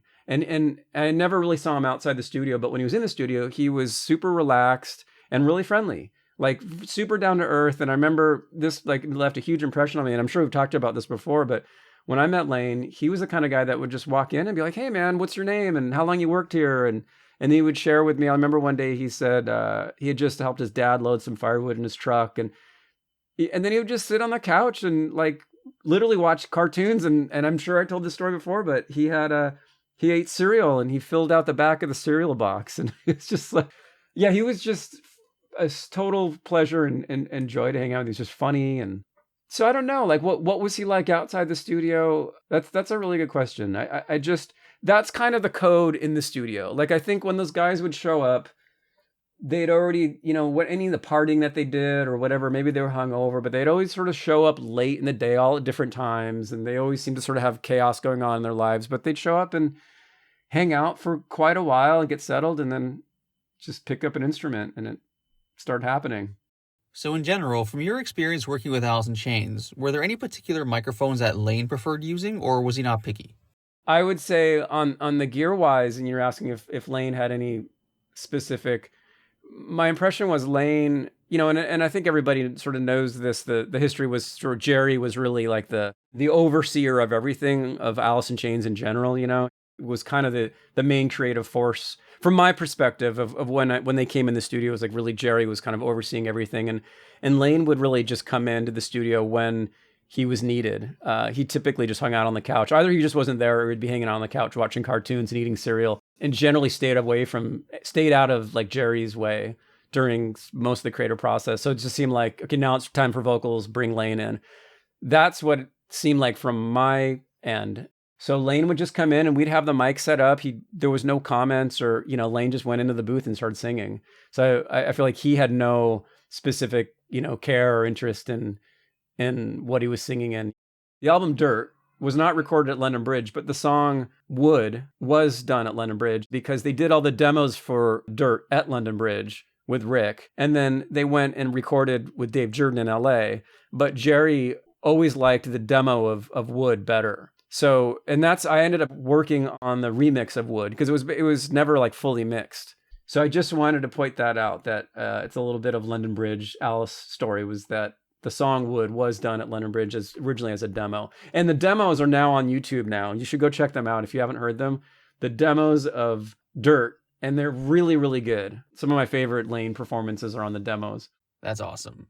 Do you know if they actually did a recording of Wood with Dave Jordan? They did. That's a great question. I've never heard it. I know that they did because Jerry, I know, liked the demo better. So that's a good question. I'd like to hear it. I'm assuming it's out there. I'd like to hear it. And just so you know, and like your fans know, a little bit of back production knowledge is if you listen, because Dave Jordan had just done Jane's Addiction, Nothing Shocking. He did that right before Facelift. It's the same thing with Dirt as well. But if you listen to both the first two Jane's Addiction records alongside the first two Alice in Chains records, they sonically sound almost identical. Because Dave Jordan had a very specific sound, particularly his snare drum sound and the guitars. So they really live exactly in the same box as far as like production and sounds. Like the guitars are the same, just killer guitars and this giant, huge snare drum. Yeah, I always like that. And I think once you go back and listen to it, you really hear it. Like, man, like the music's really different, but the sounds are interchangeable. So when Dirt came out, what did you think of it? Considering Wood was not produced by Dave Jordan, did you feel it stood out at all from the other songs sonically? Yeah, that's a good question. So I had already been living with the demos, and I'm really glad they're available now because they're really cool. So my old boss, the old studio owner of London Bridge, Rick Prosher, he's the producer, passed away a few years ago, unfortunately. But so he produced Pearl Jam 10 and the Blind Melon record and Temple the Dog. And all those records are very, we talked about how Dave Jordan has a specific sound. Rick Prosher, his production had a specific sound as well. It's very natural and organic. And the big difference between like what Dave Jordan was doing was like technically it was very over the top. Like the snare drum kind of was like a little bit synthetic and massive reverb and really like sonically huge. Where I think Rick's style had a more of a natural feel. He didn't use samples. He really utilized that room at London Bridge to this big, beautiful like brick wall in this big open room. You've sat in the room. He really utilized the space in that room in a really natural way. So if you compare Wood, it sounds more like Pearl Jam 10, or it sounds more like Temple the Dog. You actually can hear, Rick was really good at creating like natural space around things. Like you can hear the room and the cymbals. In fact, specifically, the song starts with like Sean hitting these cymbals. You can hear this air around the cymbals, and that's just the room at London Bridge. And so I think when you listen to the rest of the record, Wood, it's like sonically much punchier and bigger, but it's less natural sounding. So I don't know. I mean, it's totally up to interpretation. I would love to know what you think about it. If you get a chance to go listen, I'd like to know what you think. I do remember there were some really kick-ass performances from Layne on the demos. And I had been living with the demos for probably like 3-4 months before I heard Dirt come out. And I remember like, it sounded really like, my first impression was like, it sounded slick and huge and punchy. And then there was moments I was like, oh, they missed the mark from some of the demos on some of the, I mean, like right away, the guitars, like Dave Jordan, like no one got better guitar tones than Dave. So I immediately was like, man, those guitars are ridiculous. But I think there was some better performances from Layne on the demos. Maybe one day someone can take the vocals from the demos and put it over top the instrumentals from Dirt. Oh, that's interesting. Yeah. I remember specifically the song Rooster. I mean, I don't know. I love everything that Layne did, but I remember there was a few moments of Rooster was like, it just gave me goosebumps. I remember hearing the final recording was like, it was really good, but it's like, I missed a couple of really cool things. And by the way, I wasn't there for the demo, so that all happened before I was there, but I wished I had been. But I know that, their process was those things were done fast, the way Rick worked and everything there. It was just, they went in, played live, maybe doubled a guitar part and did some vocals. And yeah. That's cool. So when it came to the acoustic guitar on Nutshell, do you remember working on that? So usually in the studio, if you're going to record acoustic guitar, you're going to put a microphone on it. Like you can plug an acoustic guitar in, they call it a DI, like a direct instrument, and there's a distinctive sound difference. So like if you plug in, like a lot of acoustic guitars will have little like pickups in it, and that's what most musicians will use live. So if you ever see someone playing live with an acoustic guitar, they almost never put a microphone on it. It's just coming off a little pickup inside the guitar, and it has a very kind of more electric sound. Where when you're in the studio, you can use a microphone, and that sounds more like a natural instrument.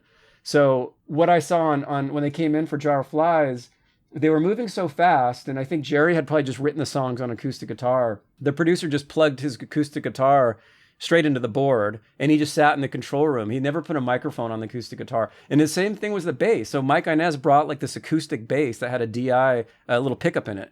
And so I think Jerry and Layne both sat in the control room, and it was almost like, let's just get these ideas down. You just plug this in, let's go. And you just hit record. And I kept thinking like, well, eventually they're going to go back and like get guitar amps or like at least mic the guitar up in the studio, because they were playing in the control room. And I remember thinking like, personally, like I don't like the sound of a acoustic instrument, a DI, an acoustic instrument. It just sounds just electronic and fake to me a little bit. So the whole time I was thinking, well, they're going to go back and redo all this stuff. And so that's why I just thought they're just fucking around in the control room, you know? But that's what they kept. And so when you hear like the bass on that song, or it's all, none of that's going through an amp. It's an acoustic bass with a pickup in it. That's all DI. And it's kind of like, that's like the worst case scenario. Like if someone was to tell me like, you got to record a record with an acoustic guitar, except it has to be all DI, I'd be like, no way, that's going to sound awful. But that's what they did, and they made it work. So what do you think of the sound of the acoustics on Nutshell? It worked. I mean, Toby made it work. And I think Sean, he's playing with dowels. You can hear he's playing, you know, he's not doing the big rock thing. So it's kind of softer. But I kind of wondered, I always wondered what it would have sounded like if they had like actually mic'd up the acoustic guitar and intentionally made it sound more sort of organically acoustic. Because that's kind of a weird sound. I mean, I don't know any record that's built around that specific acoustic direct sound. I mean, you just don't hear that very often. You hear it live, like live performances, you'll hear that kind of acoustic sound, but it's usually not by choice. So I don't think they did that by choice. I think it just happened, you know? Listening to it now, it's unique. It's got a bite to it. Like those acoustic guitars and the bass, it has this bite to it that it's not electric. You know, it's not really a rock record, but it does have this kind of like, it's a little not pretty, you know? It's sort of edgy and a little metallic sounding, which I think kind of bridges the gap between Alice in Chains sort of being acoustic and soft, but still having that really like, you know, edge to it. You know, now that I think about it, it's really unique what they did. And I don't think it was by design. I think it just happened. It was more out of just going quickly. That's cool. So speaking of DI, what did you think of Unplugged? Yeah, that's interesting. That's a good example of what those instruments sound like. That's maybe one of the other settings where you would hear instruments plugged in that way is those MTV Unplugged. Because Pearl Jam did it too. All those bands, like that's the sound, and it's kind of wonky. And especially, I don't know, I think we all felt that way when we saw that. It was like, well, they sound great, but we want to hear them rock out, you know? I thought they did great. Yeah, for sure. So sticking with that DI acoustic sound, what did you think of Rotten Apple? I mean, I could, again, like that bass tone, like that's that fucking DI bass, acoustic bass DI, which is just, I can't think of any recordings that you hear that sound exactly. So it's pretty unique. It's an acoustic place plugged in. I mean, just an acoustic bass is weird to begin with. You know, they're kind of big and they produce a lot of like low end, but it also has this kind of bitey attack. Yeah, I thought it was a really weird choice. At the time I was thinking, why, like plug in your bass, dude. Like your real electric bass. But I guess that was that was sort of the spirit of like, they wanted to do this sort of semi-acoustic thing. And yeah, I think the core, we have to hear it again, but I think that the bass is acoustic guitar, and then they added electrics. And then, you know, he's using that voice box in that song.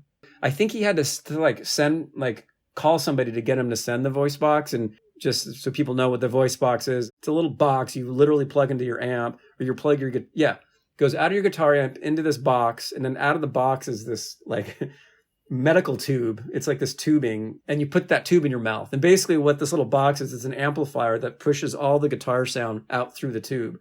And so you put the tube in your mouth, and it's very, very loud. You make shapes with your mouth, and it bends the sound. At that point, you're like a singer. So then you get in front of a microphone and you basically sing, but you don't actually make you don't make sound with your voice. you're shooting the guitar tone into your mouth and changing the shape of your mouth. That's cool. So in Rotten Apple, Jerry is using a voice box on an acoustic guitar? Yeah. So were you there the days during the SAP sessions when Chris Cornell and Mark Arm came in? I wasn't there for that. I wish I had. I'd never worked with Chris Cornell, and that's the one, like, I was around so much of that, but I never met Chris Cornell and I never worked with him, and I'm super bummed about that. I hear you. So Ann Wilson from Heart also appears on SAP. I know at one point she was upset with Sean Kinney because of a joke he made. Like, what exactly happened there? Sean asked Rick to ask Ann to say Barracuda at the end of the song that they were working on. And Rick was like, no, I'm not going to ask her that. And I think Rick said, man, if you want to ask her, and we had like a remote control talk back, and he handed the remote control to Sean, and Sean got on the remote and said, hey, Ann, will you say Barracuda at the end of the song or sing it? And Ann just like took her headphones off and walked back into the control booth, and then gave him this giant lecture on what it's going to be like in 10 years when they're singing Man in the Box, you know, or 20 years when they're singing Man in the Box, and how they're going to feel about it. And it was an interesting moment of like kind of that mentorship playing out, you know. And it was funny because Sean was just like the Sean Kinney. He was just like a little child, you know. It's like, ooh, get her to sing Barracuda. Like I could totally, as like a 14-year-old fan, like that's something you might ask, because it was just so like out of, it was just a stupid thing to ask, you know, basically. But he didn't care. He just asked it. That's funny. After that happened, was everything okay, or was there some tension? No, it was totally cool. I mean, Ann just shut them down. You know, like I think they had massive like respect for Ann. Like I felt like, you know, at that point I was just like, for me, like they were all just giant rock stars. I couldn't even believe I was in the room with them. But I think, you know, Alice guys really looked up to Hart. I mean, who wouldn't, you know?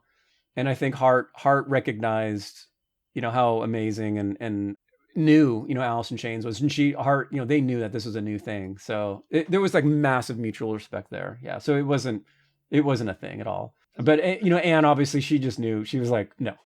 You know, Hart was just really supportive. The Hart was supportive of the Seattle music scene in general. So when the grunge thing started happening, I think a lot of those bands kind of like leaned on Hart a little bit for like navigating the music business and all that stuff. And I know Ann really liked Alice in Chains and liked Jerry. And I've heard that they even, I think at one point, like lent them money to help them make a demo or something. So they had been friends, and they just invited Ann and Nancy up to sing. So Nancy was on that as well.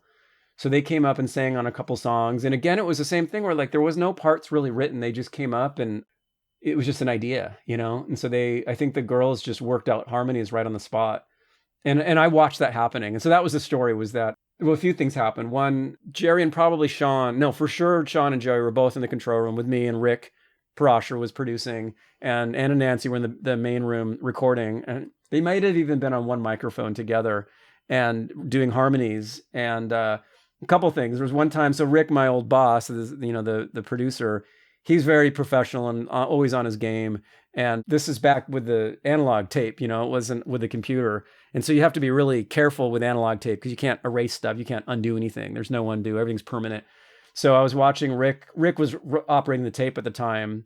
We're normally like, he would let me operate the tape a lot of times, but for more like high intense moments, he would like knock me out and run the tape deck. So he's controlling the tape deck and recording the girls. And I remember at one point, he was so transfixed. We all were transfixed on Ann and Nancy on their singing and their harmonies, that he forgot to ungauge the recording, and it erased a handful of stuff that came out after that point. I remember he had to stop and apologize, and they had to go back and redo something. That's kind of like a pretty big no-no in the industry. Like you don't erase, you know, performances. I mean, if it was me, I would have been completely mortified, but Rick was like, oh, you know, I'm sorry, girls. And he got away with it. But it was kind of that moment we were like so blown away by listening to their harmonies and listening to their sing that he just lost time and space. So is there any one Alice in Chains song that has a special meaning for you personally? I love so much of their stuff. I would say that the one thing about Alice that I still like look up to and are in awe of is their harmonies. And a lot of that was Jerry, a lot of that was Layne, a lot of it was Rick, who I know taught them a lot about harmonies. But I think it's the song, As of Now, I Bet You've Got Me Wrong. I don't know, what's the name of that song? I think it's called Got Me Wrong. Got Me Wrong, yeah. I just love that song. If you listen to the structure, like musically, if you listen to the structure of that song, there's so much going on. Like this is not like a simple rock song. There's harmonically, there's so much complexity going on. And that's what kind of astounds me is like Jerry was so casual and goofy and party guy. He'd pick up a guitar and he'd play this complex stuff. And he doesn't really I don't hear him talking too much about music theory on the blogs or any of that stuff, but he knew what he was doing. And it's not simple. And I don't know where he learned to do this stuff or whatever. It was just the gift that he had. But I think that's a really great example of the complexity of like, there's like, it's Brian Wilson stuff from the Beach Boys. He's on that level of creating melodies that are extraordinary, and it's, like I said, especially the harmonies, like it's its own thing. Like if you look at Alice in Chains and you look at just the harmonies alone, like there's a whole world there just in the vocal harmonies between Jerry and Layne. And that's what I love about the band, and any of those songs where you're hearing the two of them sing together, it's just pure magic to me. What's interesting is Got Me Wrong is on SAP, the first record you worked on. Did you work on that song in particular? I think I was part of mixing it. I think it was already done. Maybe we might have added a tambourine or something, but yeah, I think I helped Rick mix that song. But again, I was like 19. I think that was probably within my first like month of working at the studio. So, in addition to Alice in Chains, another band you work with at London Bridge Studios is Pearl Jam. How would you compare Layne Staley and Eddie Vedder as vocalists? My era of working with them, again, this was the early 90s, and they were way in different places, because Layne and Alice had been a band for much, much longer, and I think had much more experience at that point than, Eddie did with Pearl Jam. I think Pearl Jam Stone and Jeff had a lot of recording experience, but I don't think Eddie did. So I think when I worked with them in the early 90s, Eddie was kind of a newbie. I started seeing the very beginnings of Eddie starting to like break out more. But at that point, he was just there doing his job. He showed up and he wanted to do good and please everybody. So again, it was like he was in a different place in his career. He was, I think, still learning sort of the ropes of how recording goes. And his voice sounded amazing, but he wasn't like a performer like Layne. He couldn't, he could project and get that emotion, but technically, like, it wasn't always in key. Where I think Layne, at that era, in the early 90s, Layne was already completely refined, where I think it took Eddie another, like, decade. Well, maybe not a decade, but, a few more tours before his voice really got to the point where he was just on point all the time. I worked with Pearl Jam a couple times. It wasn't extensive, and it was all in the early stuff, up to, like, Dirty Frank. I worked on that, and State of Love and Trust. I was huge fans of both those bands. I guess in my opinion is both of those singers are like singing straight from the soul and you feel it and it's awesome. But, I don't think it would hurt Eddie's feelings to say that Layne was more of a refined, trained singer. I just think he was. I happen to know Layne was like a student of a couple like famous Seattle vocal coaches. And I have no idea what Eddie's like vocal instructions were. But I think Eddie was much more raw, where Layne treated his voice more like an instrument, where I think Eddie, there was just more of a unrefined quality to him. Over the years listening to his recordings, do you think he's progressed as a singer? Yes. I think that's sort of the arc of singers as they get better. I think there was a rawness in the early stuff that I think everyone loves, and as he's gotten better, but he's gotten older too, it's hard to say. Those young, I think the early years, it's just changed, It's now he's more mature and he's singing more maturely. I think back in the early stuff, it was more unbridled, just emotional screaming, basically. But it's different because I think Layne always had that. Layne could control it, He could get that emotional thing, but his instrument was so refined. So he was kind of singing this raw emotion through a really refined instrument, where I think Eddie had no refined instrument. It was just like kind of chaotic. If that makes sense, I don't know. I wish I could explain that better, but I think you can hear just you can sense that just by listening to it. Eddie it was a little, I guess punk is the word. It's just more raw. So in general, from your experience, what was different about working with Pearl Jam and working with Alice in Chains? The difference between working with Pearl Jam and Alice in Chains is I think both bands were at the same place of like making major, career decisions with their bands, because they both were launching at that time. So it was super intense for all the bands, both those bands. But Pearl Jam wasn't like, their atmosphere wasn't so like party, silly, goofy. It was much more business-like. But they didn't give me any they didn't pay much more attention to me in any different way. Although I will say, Mike McCready did. Mike McCready was the guy that like pulled me aside and asked me like how long I worked there and like kind of like got to know me a little bit. So that's how it stands out to me, is like Mike McCready was like that and Layne was like that. They were the two guys in both those bands that like actually it was interested in this young kid that was there basically to get them coffee or do whatever. And from what I know about history books too, it's like that was kind of the two different bands. You know, Pearl Jam was kind of more business minded. So it didn't seem like there wasn't like this goofy locker room vibe as much with Pearl Jam as it was with Alice in Chains. It was a comedy show all the time. So I guess Pearl Jam were more straightforward, so to speak? They were much more professional and polite, but I wouldn't say they were any more interested in me. As again, I'm working for the studio. So when they show up to the studio, I'm the guy that they're going to see, and they're going to need stuff. They're going to need coffee. They're going to need to know where to put their amps or whatever. And what's interesting about that era of London Bridge, which is pretty unique, I guess no one really talks about this, but like most studios, even nowadays too, like if you're a big band, you go to a studio in LA, there's going to be runners, there's going to be techs, there's a whole infrastructure of how a studio is going to run.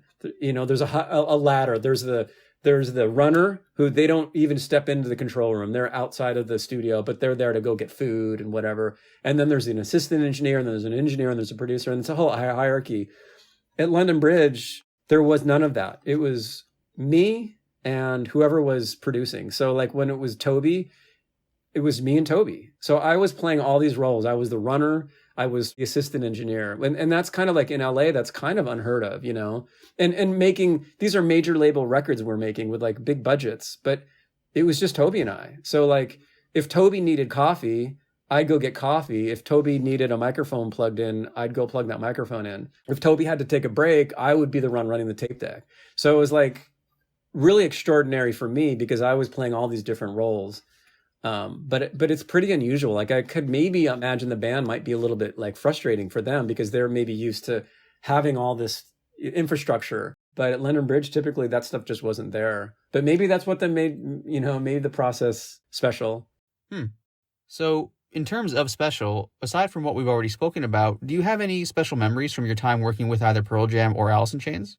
I do have a really funny Mike Starr story. So actually, this is one of the first things I think, my very first encounter with Alice in Chains with Mike Starr. And this was SAP. So they'd already recorded most of the parts. And I didn't know anything. I just was there, you know. And Mike Starr shows up, and it was just Mike and I. And I remember, I think I helped him get his bass set up a little bit. And I was like, well, what are we doing today? And he's like, well, I got to play bass on a song that Jerry played bass on. And Jerry did a killer job. I'm totally happy with the bass part. But I know my mom's going to know that I didn't play bass on that, and she's going to be pissed.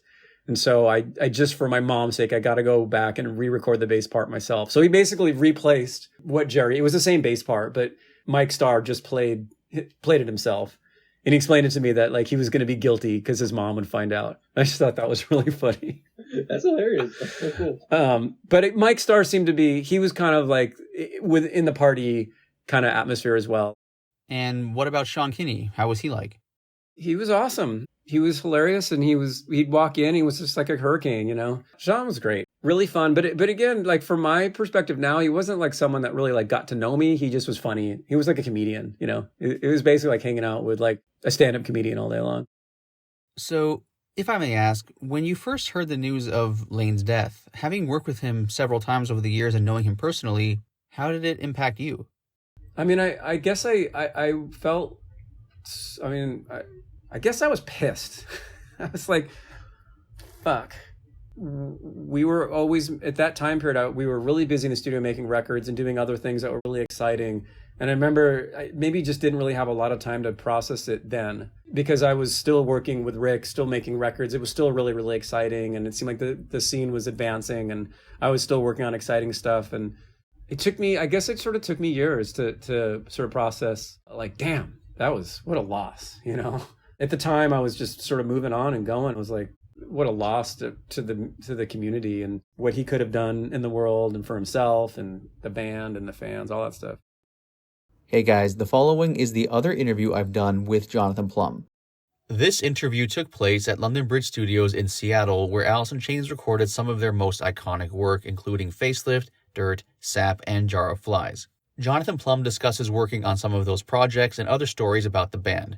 Additionally, Jonathan touches a bit on Pearl Jam, who also recorded at London Bridge Studios. In particular, he compares Layne Staley with Eddie Vedder. You know, you've worked with a lot of different vocalists. Was there anything unique about how Layne approached recording vocals compared to some of the other artists you've worked with? Yeah, that's a great question.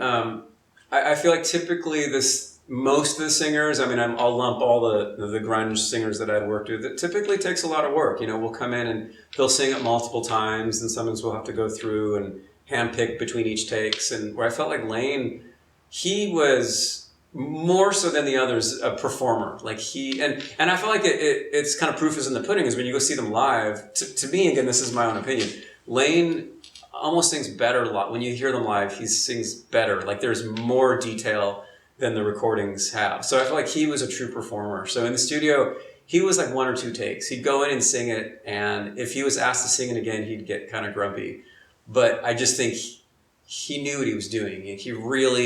His voice was really trained, and he knew exactly what he was doing. Where I think some of the other singers that I've worked, well, in general, you know, like singing is an art form, you know, and it takes years and years to get to that level. And I'd say, you know, I think it's fair to say Eddie, when I worked with him, he was still new. He was a new singer. Eddie Vedder? Yeah. And same with the Blind Melon's Shannon Hoon. He was a relatively, you know, hadn't spent a ton of time in the studio, where I think by the time I worked with Alice, Layne had sung, you know, for years and years in the studio. So his level of professionalism, you know, was just really, really high at that point. I remember Layne coming in with his 4-track.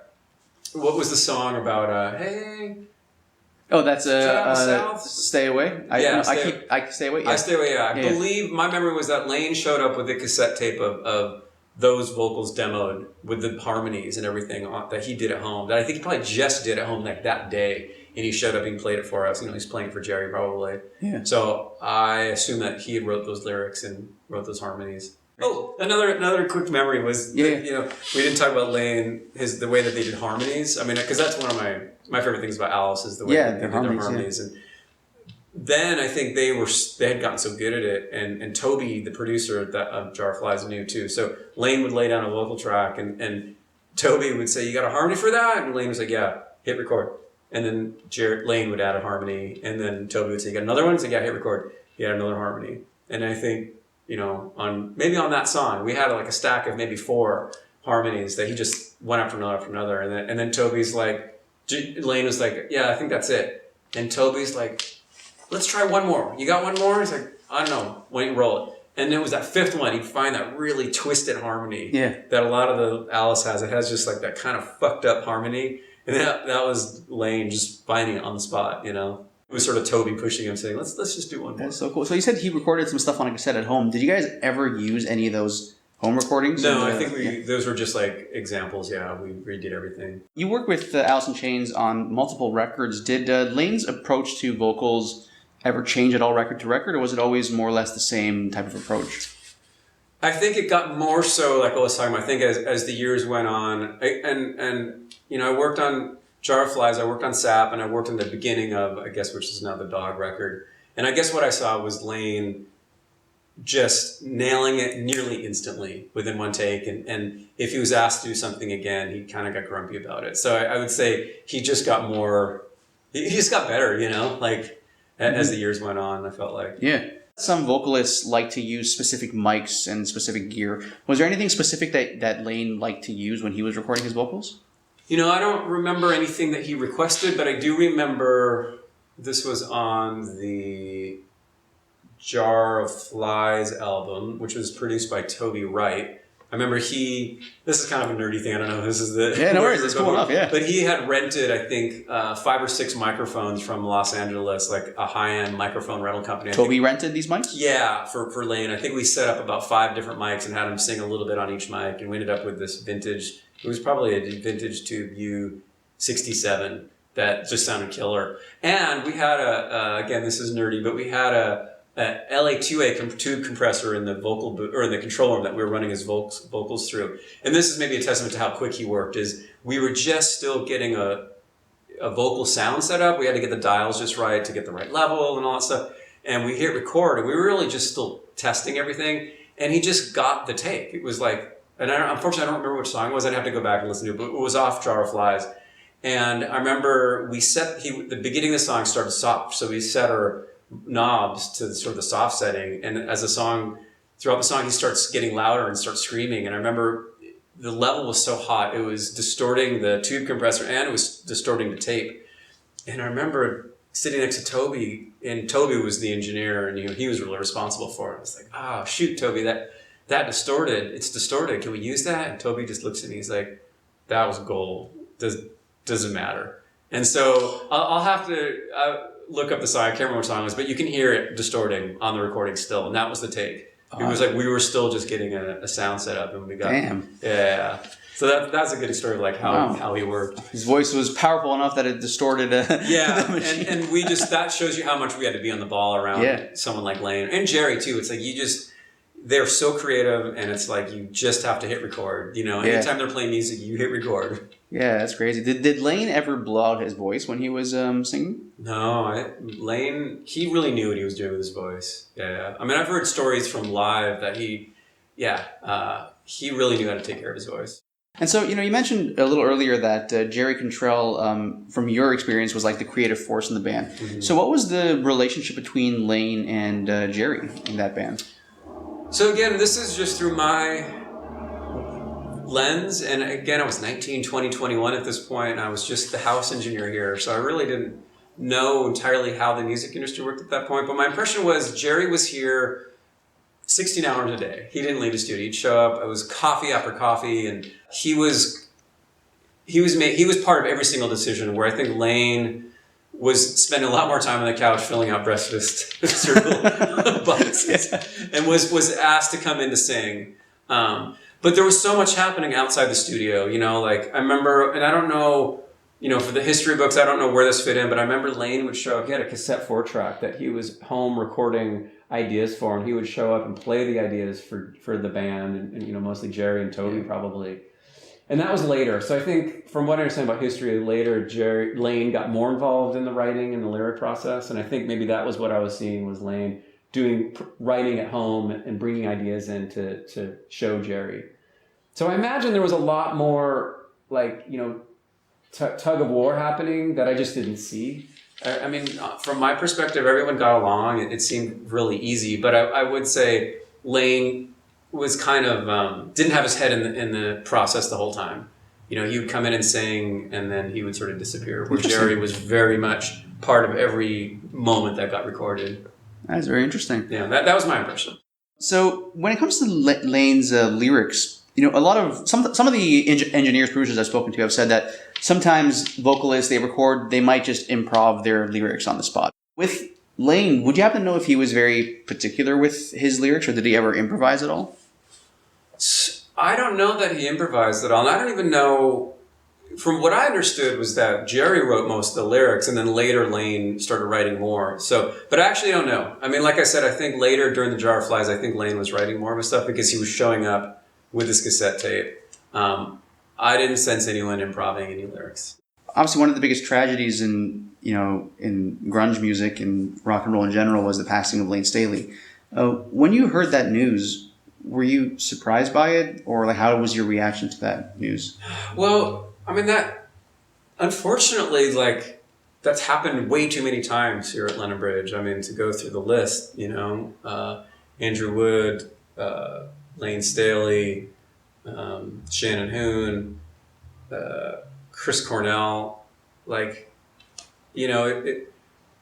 it's kind of hard to talk about because it's so much of our history. It's a lot of my history, and these folks were just so brilliant, and I guess I look at it like we wouldn't have that music had they not been suffering what they were suffering with that led them to do what they did, whatever it was their decision or their lifestyle, whatever it was that brought them to an end. Their music represented that struggle, and that we all feel that. When we listen to that music, we feel their struggle. We have those same struggles, so they, in some ways, I just feel like, they kind of struggled for us in a way and put those emotions on record for us to like hear and know that we're not alone.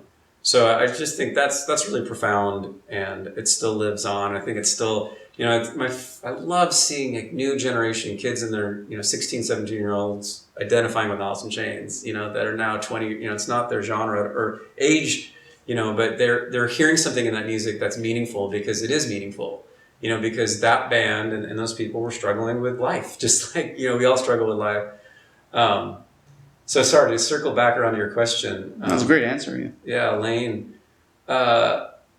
We all knew Layne was not doing well at that point, so it didn't come to a surprise. It didn't come to us in Seattle as a surprise. I think it was sad. We all were disappointed that it was heading that way already. So I guess it wasn't a surprise. It's I was heartbroken then, and I'm still heartbroken. But I love that he put that music down for us. He left us a huge gift. Do you remember what your last interaction was with Layne? It was so long ago. I mean, so probably my last interaction with Layne was here doing, well, I guess it probably would have been, my most strong memory was doing Jar of Flies, and unfortunately I can't remember which song it was, but it was that Distorted story where he was singing on the mic and it was distorted and clipping, and Toby was just like, that's it, we're keeping it. And I remember we asked Layne to re-sing something at one point, and Layne was just like, nope, I'm not doing it. You got your take. And he walked out of the room. It's like, friggin' rock star. That's Layne, man. And we went back, and it was like, no, that was the take. He knew. That's the way I'd like to remember Layne, yeah. Is there any one Alice in Chains song in particular that has a special meaning for you? Well, I'd say Jar of Flies in general, just because I was here for the whole thing. It's funny, when you work on it, you develop your own connection to each song. And I feel like I have my own unique experience of that record because I got to work on a lot of it. I was really young. It's kind of a foggy memory, but I don't know. Each of those songs, I guess I can remember little moments, the band being around, and I'm really thankful that I get to have, and not everyone in the world gets to, be in the room when an album like that's being made. So I feel really blessed to get to associate to that record in a really special way. Jerry Cantrell, he's really the creative force in that band, and he's really, really intense. Jerry was very, very intense, and he wasn't unfriendly to me, but he also didn't go out of his way to, get to know me in the slightest. He just like, I need coffee, I need this over here, I need this mic'd up, and turn that up. But I understood he was, that's kind of the way the studio works is like, we're here a facility to facilitate their art. And so if he's in intense space and needs to get his creative thing out, like I'm there to facilitate that. Mm-hmm.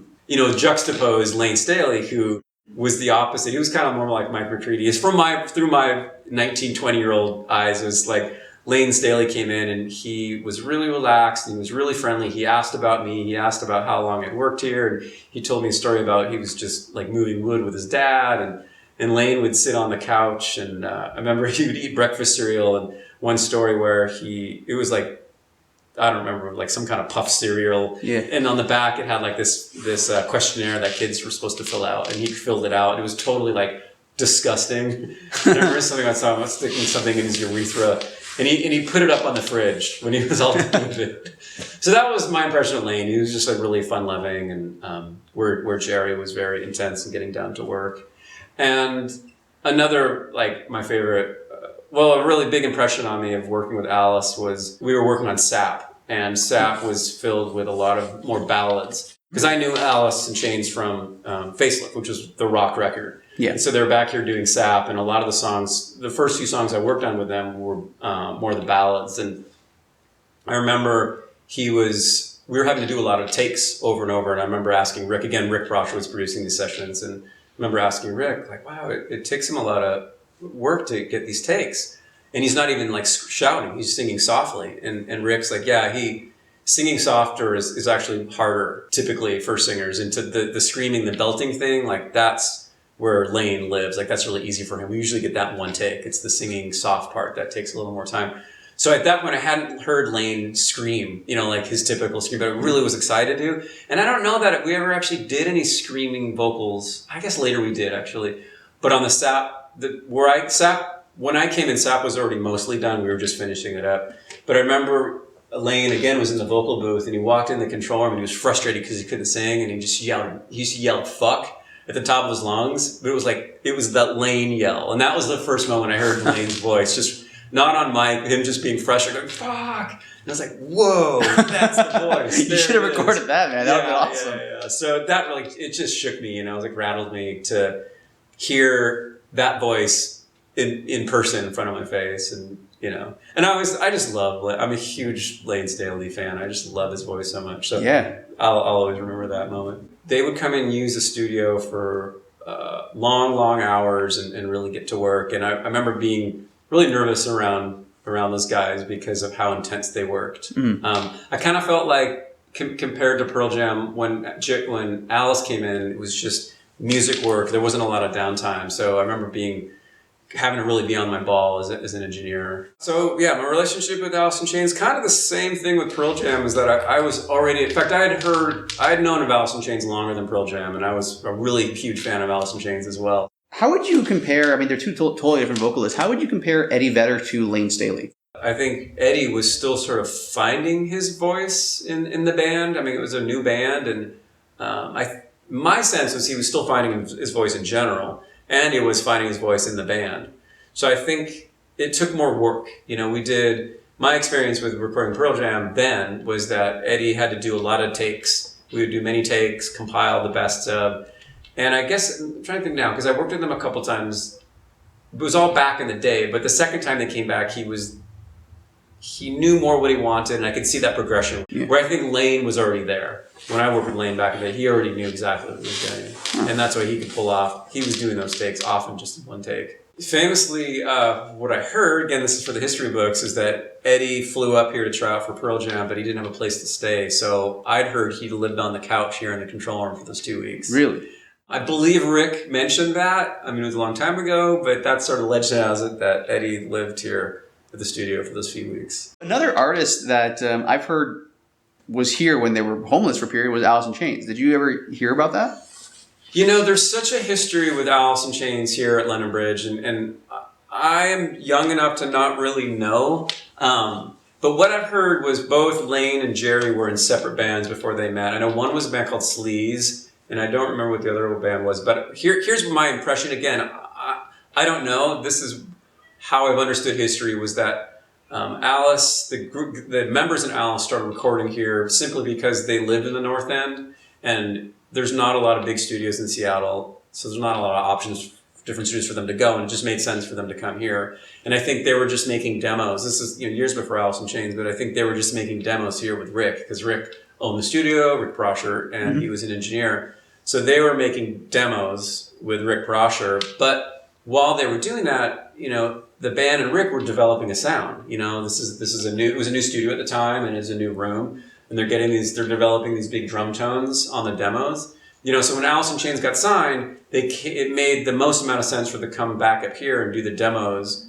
The album demos were done here with Rick because they had a relationship with him and he was developing the sound. So I'd really like to think that that's where a lot of that sort of the Seattle sound, at least the records that came out of London Bridge, sort of got seeded with Alice doing demos with Rick, where they had a chance to sort of develop these sounds. So by the time Facelift came, they came into the drums here. Rick didn't produce Facelift, but Dave Jordan did. But this was kind of their home at that point.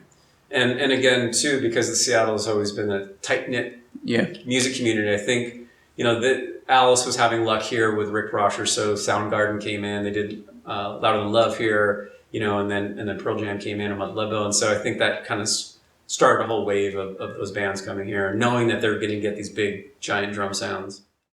The following is my first of 2 interviews with Alice in Chains recording engineer Paul Fig. He's worked with the band in the post-Layne Staley era on all their albums. He talks to me about what the emotions were like for the band members making their first Alice in Chains record after Layne Staley's death. He shares his thoughts on the Layne Staley-William DuVall singer comparison, how the band approaches writing and recording music in this post-Layne Staley era, and much more, including a few funny stories too. The first Alice in Chains record you worked on, Black Gives Way to Blue, was also the first Alice in Chains record the band had worked on since Layne's passing. So, with that said, was there any sort of uncomfortable feeling for the band being in the studio without Layne? That record, to me, I think, was their cathartic, release.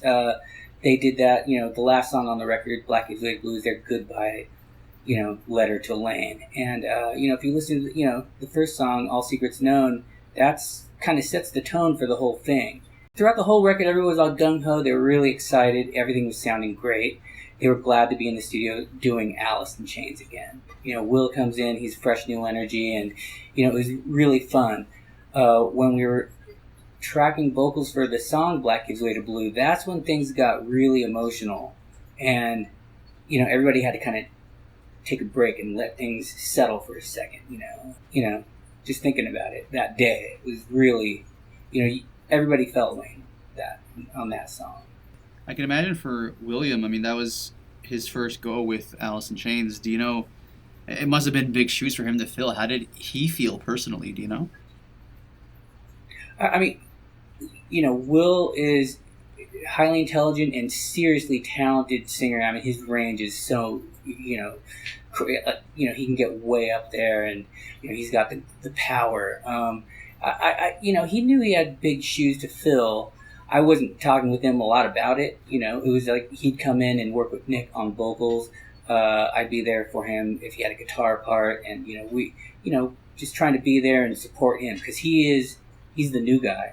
First it was Mike Inez, and now he's not. It's Will. But now he's still there, and he's still doing a great job. When I watch those guys live, it's pretty impressive. And some people are like, oh, he's trying to sound like Layne. And to me, he doesn't sound anything like Layne. It's like the polar opposite. He's got like a bright, almost wiry voice, and he's a tall dude, and but he's got the power. I did see him once with Will, and I loved his voice personally. And I've always thought Jerry's voice sounds closer to Layne's than Will's personally, in my opinion. Well, I think what you're hearing is Jerry's voice on the old records under Layne, and that never went away. That's so true, actually, yeah, you're right. You're hearing Jerry come through just more.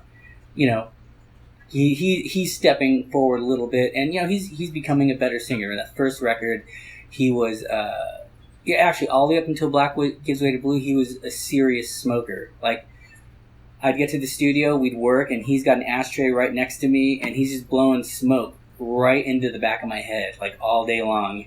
And I'd have to, when I get home, take a shower before I went to bed, because, I smell like an ashtray. Devil Put Dinosaurs here, he switched over to the patch and like really cut back, and he could tell in his voice it was getting better, and he had more control. So he likes that. Since obviously Alice in Chains, they've had, two separate eras, right? The Layne era and Yes. the Will era. Do you know if they've approached writing music and recording music differently with Will than they did with Layne?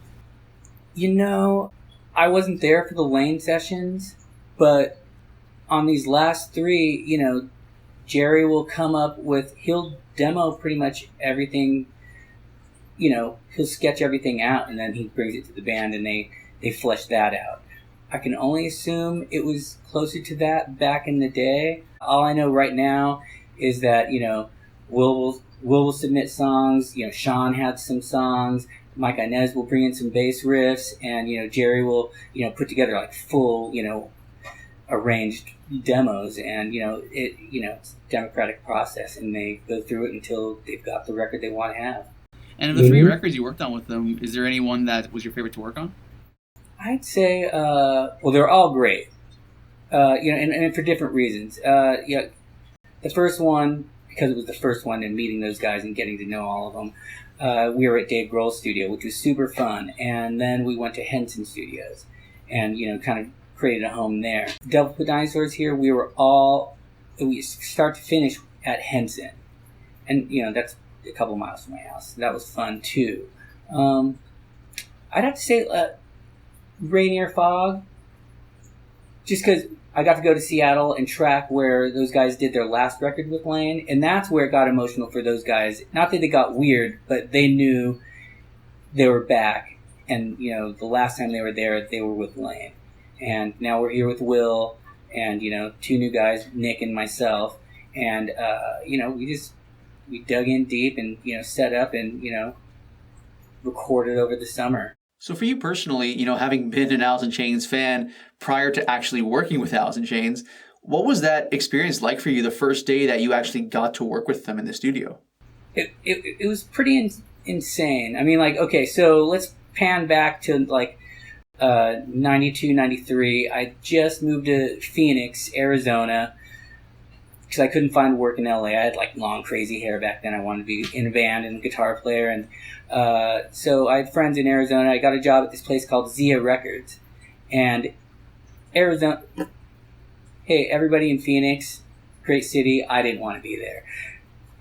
I needed to be back in LA. So I just worked my ass off. But anyways, I got the chore or task of like building the Alice in Chains end cap for Dirt.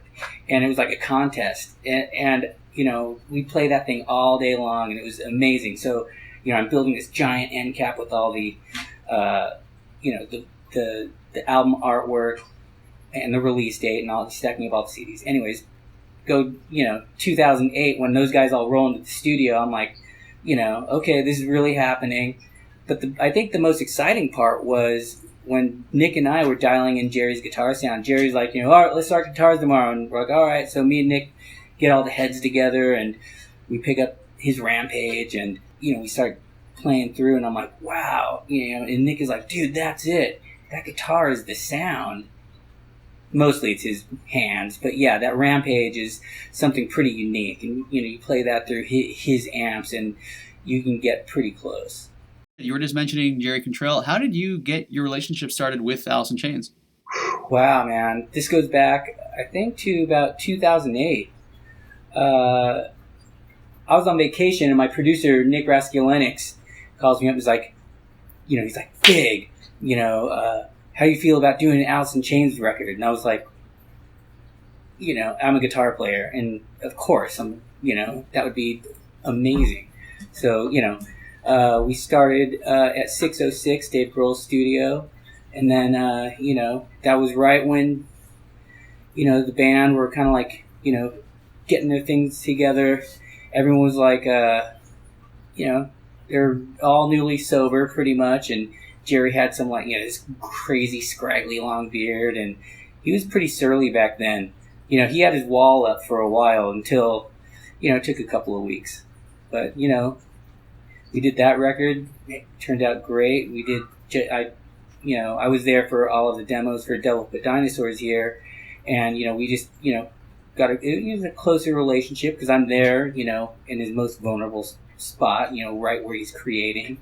And, we just became cool friends that way. And then, we did the record, and, same thing with Rainier Fog. How did working with Alice in Chains on 3 of their records, is there anything unique about them compared to some of the other bands you've worked with in terms of their studio approach? No, they're more old school. They're not trying to jam everything down in like a, couple of days. Like, we got to get the drums done in a couple of days, and then we'll start on guitars. It's more like, we're going to do the drums until they're done, and everybody's cool, and then we're going to start all the guitars. We're going to make sure all the guitars are done, and they're just not in any type of a rush. They want, they want their record to sound the way they want it to sound, like, in their heads. Like, they have a high bar of where they want it to be, and we'll take the time to get it there. Of the records that you worked on, my favorite Alice in Chains song is Your Decision. I think that's a really beautiful record. Yes. Could you talk to me like a little bit of how you guys made that particular song? Well, I think a lot, like, the intro is Mike Inez's bass, and he had this like whole setup of pedals to where he would like rolling his volume pedal and like or rolling his volume on the bass and recording these things to make it sound like a cello. So that was kind of like a big thing for that one. That was a while ago, man.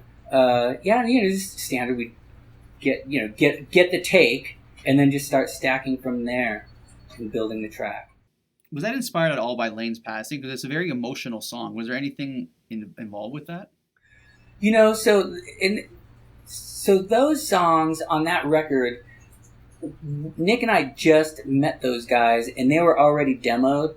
So we didn't know. Like, Nick had more of a relationship with Jerry, talking about, oh, hey, these lyrics. when Nick and I work together, my first day starting is when we load into the studio, but he had already started a month and a half before working with the band and the songs. So that's a tough one for me. But you could say, I mean, you could pick it out. And some of them are personal, about, girlfriends and stuff like that as well. Yeah, I hear you. Like take her out. Oh, yeah, that's a good track. Yeah. Yeah.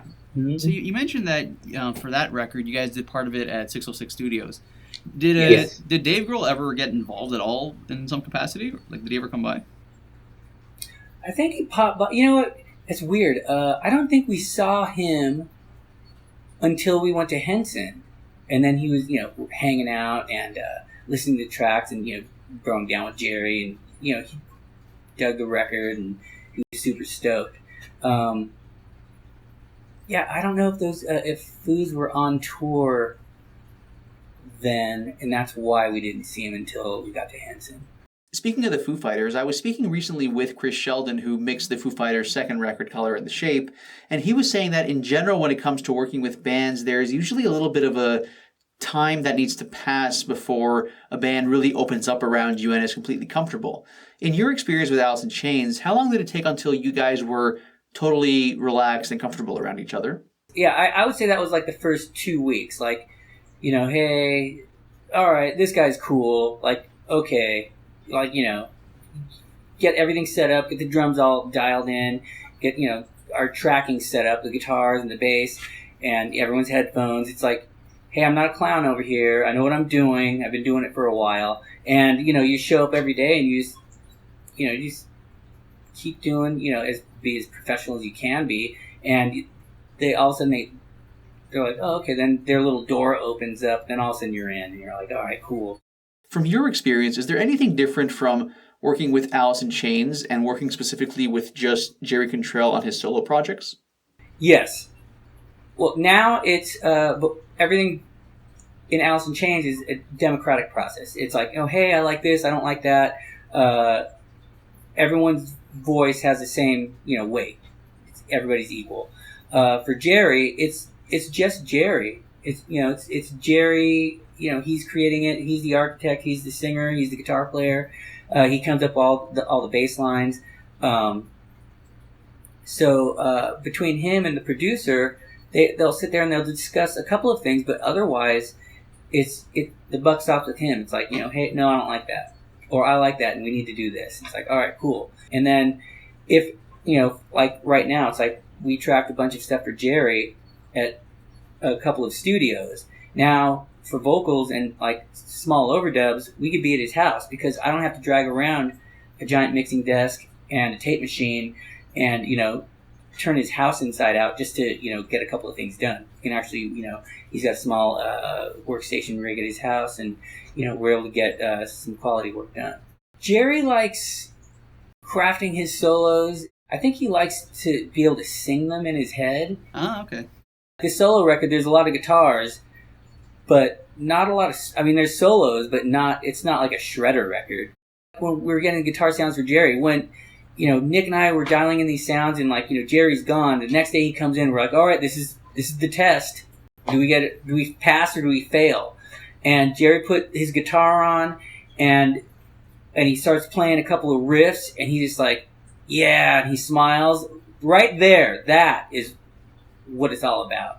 Like making your client happy. And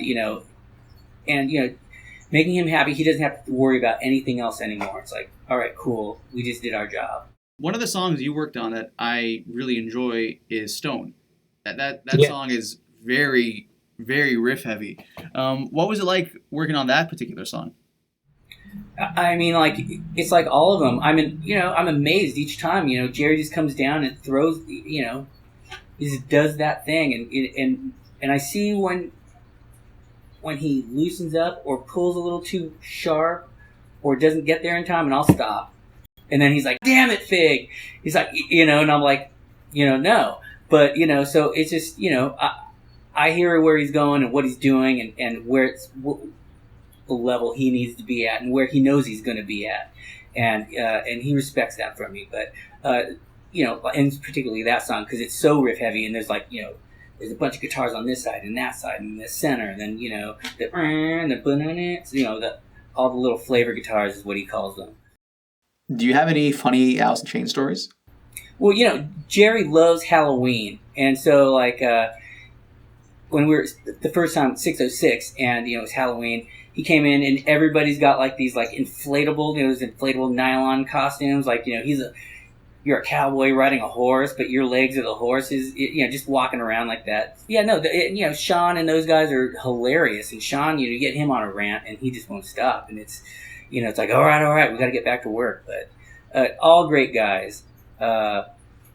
Yeah, no, when we're in the studio, we work, so, you know, there's some shenanigans. You know, we like to, you know, roll dice in between tuning guitars, and that becomes hilarious in itself. So I guess that's one thing. You know, just guys having fun in the studio. Like if Jerry's out there doing something like, you know, stretching, you know, trying to get his back, you know, to not, you know, ache so much, and he's making a noise, and I'll record it, and then I'll play it back to him. He's like, you know, what the fuck is that? And then he just starts laughing. Has there ever been any one particular song that was very difficult to record properly? When the sun rose, that was a little difficult because that was like a baritone acoustic guitar. And then, you know, this tabla player came in, and he had to, you know, I don't know if you ever recorded tabla, but that's kind of a wild instrument. And you sit down, and it's like all, you know, it's an Indian instrument. And he, you know, he's a professor at one of these colleges around town, and he came in to do it, and, you know, Jerry had to strum the thing out. That one was a little tricky. And then getting the, I think then on Black Gives Way to Blue, there's a vibraphone on there. And that was a little sticky. And, you know, Sean was trying to do it, and it was like, you know, but we were at Henson, and Wendy and Lisa from, you know, Wendy and Lisa from the Power Gen, or not Power Gen, but from Prince's band, they had a little production space upstairs, and Wendy plays vibraphone. So she came down, and she's like, oh yeah, sure, and she did it for the guys. It was pretty fun. The following is my second interview with Alice in Chains recording engineer Paul Figg, where he goes even deeper into stories about Alice in Chains in the post-Layne Staley era, as well as more information about what it's like working with Jerry Cantrell on his solo material, including a story about Duff McKagan and Jerry Cantrell, stories about Sound City, Amy Lee and Evanescence, and much, much more. So Paul, having worked on multiple Alice in Chains records and Jerry Cantrell's most recent solo album, Brighton, in your opinion, is there anything unique about the way Jerry approaches playing guitar? Yeah, he gets weird. He keeps it simple and gets weird. So, you know, it's like, you know, all the wet, bendy, creepy notes, that's what he calls it. He's really good at it. And it's, I think he was telling us a story after Black Gives Way to Blue came out, and everyone's like, damn it, Jerry, how'd you do that? You know, like that riff is just, it's like, it's so simple, but it's genius at the same time, because it pulls an emotion out of you, and you just, you know, you want to hear it. It sucks you in. Yeah, for sure. So how does Jerry record his guitar parts? Early on, so on Black Gives Way to Blue, you know, he's doubling his parts, and he's got some bendy notes and you know, higher guitar lines, and he's like, hey, I don't want to hear the double. I just need to hear this guitar. And I'm like, whoa, okay. And he does it, and it's perfect. It's like without hearing the other one, he's just playing to the drums or the click track in a spot, and he's playing the exact thing twice or three times. And when you layer them or you stack them, it's like one big giant guitar hand, and it's pretty impressive. You know, so when Nick and I track, it's like, all right, we set Jerry up with the guitar, and he lays down a scratch guitar, and then Sean goes out there and he locks to that. So we don't have to worry about everybody trying to mess up, or, you know, this was just to streamline the operation. You know, we do all the drums first, and then we jump into guitars. Then we'll jump onto bass. Because sometimes if a bass is pulling just a little bit, and this is important, and I get it, it can pull sharp, or, you know, if they slide back and grab a note, that you're pulling flat. You want to make guitars are a little bit easier to hear if they're out of tune, because you have 6 strings, and if one's out of tune, you hear it rub really quick. But bass, it's really hard to tell when you just have drums and bass if something's pulling a little sharp or not. So now you start stacking guitars on there, and, you know, something just doesn't feel right. It's not wrong. We need to recut that. Are you in tune? And it's like, yeah, I'm in tune. So that's why we do bass after all the guitars. You know, all of a sudden now we're in guitar mode, and, you know, it's like, all right, what's first? Whatever Jerry feels like doing. So, you know, but back then he was smoking cigarettes a lot. You know, I remember him just blowing smoke into the back of my head. You know, I'm at the console and there's an ashtray on the console next to the faders. And, you know, it was just, you know, I'd have to shower every night when I got home. It was pretty brutal. Yeah. Now he chews the Nicorette and it smells better. Yeah. He decided that his voice sounded better without the cigarette smoke on there. So, you know, he quit and got on the Nicorette, and you know, so he still gets his nicotine, and you know, he gets to feel good. That's awesome. So how did Jerry approach recording vocals? It's like his guitars. He hears it and he knows where he wants to go, and he really takes the time to like iron out what it's going to be before he sings it. He just is, you know, oh, I think I got a part for that. It's all in his head already, and he's trying to get there. So just being patient, making sure he warms up. He's one of these singers, you know, I worked with Evanescence, and she can sing all day long, like, and her voice sounds amazing. Like she's, you know, her voice is a tank. And, you know, I can't run Jerry like that. I gotta, hey, work for 5-10 minutes, give him a break, let his voice calm down, make sure he's got tea. Otherwise, if I run him too hard, you know, or any singer, some singers, you know, he just happens to be this type of singer, the high end disappears. And then the quality of voice is different. So I want consistency. So I want him to sound fresh. We're capturing this thing for everyone to hear from then on out. So I had to pay particular attention to, you know, how his voice is sounding. Not just pitch, but like the actual quality of voice. So in that case, I'm curious, since you mentioned now that you prefer him going for short intervals of vocals in the studio, how does he approach vocals live? Well, so live, he's only singing for, you know, how long is the set? An hour and a half? You know, so he's singing for an hour and a half. But when we work, we're going to work all day. Or, you know, most of the day. I'm going to work for 3 or 4 hours. Or, you know, hey, we're going to work for 10 minutes here. I'm going to comp and do things over here. Come back in a half hour. I've got to really space it out. You know, it's important because you don't want to destroy his voice. I remember at the end of Black Gives Way to Blue, you know, he got laryngitis and he just couldn't sing. So we had to, you know, we wrapped up and we came back after his voice came back and we had to go back in and sing. But, you know, it's like vocalists are gentle creatures. And, you know, so live, you know, you play a show, you rest. And, you know, I don't know if you've seen Will after his shows, and another ripping singer, and he wears a scarf because he wants to keep his voice, you know, for the next day. And he tries not to talk too much, which, you know, Jerry does too, I'm sure. So, you know, Jerry has a great voice, and I know you didn't get to work with him, but how would you compare Jerry's voice to Layne's? Ooh, you know, I've never heard Layne's voice soloed out, but Jerry's got like a mid-range. He's got like it seems soft or sandy, if that makes sense, but there's a lot of weight to it and power. I think Layne, his range was just, and he could control it, get low and growly, and hit it way up there too, and, you know, have total control. You know, I think Jerry early on was like, I'm just not that good of a singer, but you're right, he's a great singer, and he's a great songwriter too. Oh, for sure. So, in terms of Jerry's songwriting, how exactly did the COVID lockdown impact the making of Brighten? Alice in Chains released Rainier Fog in 2018. Brighten came out more than 3 years later, but from what I understand, there wasn't meant to be that much of a gap. So, what exactly happened there?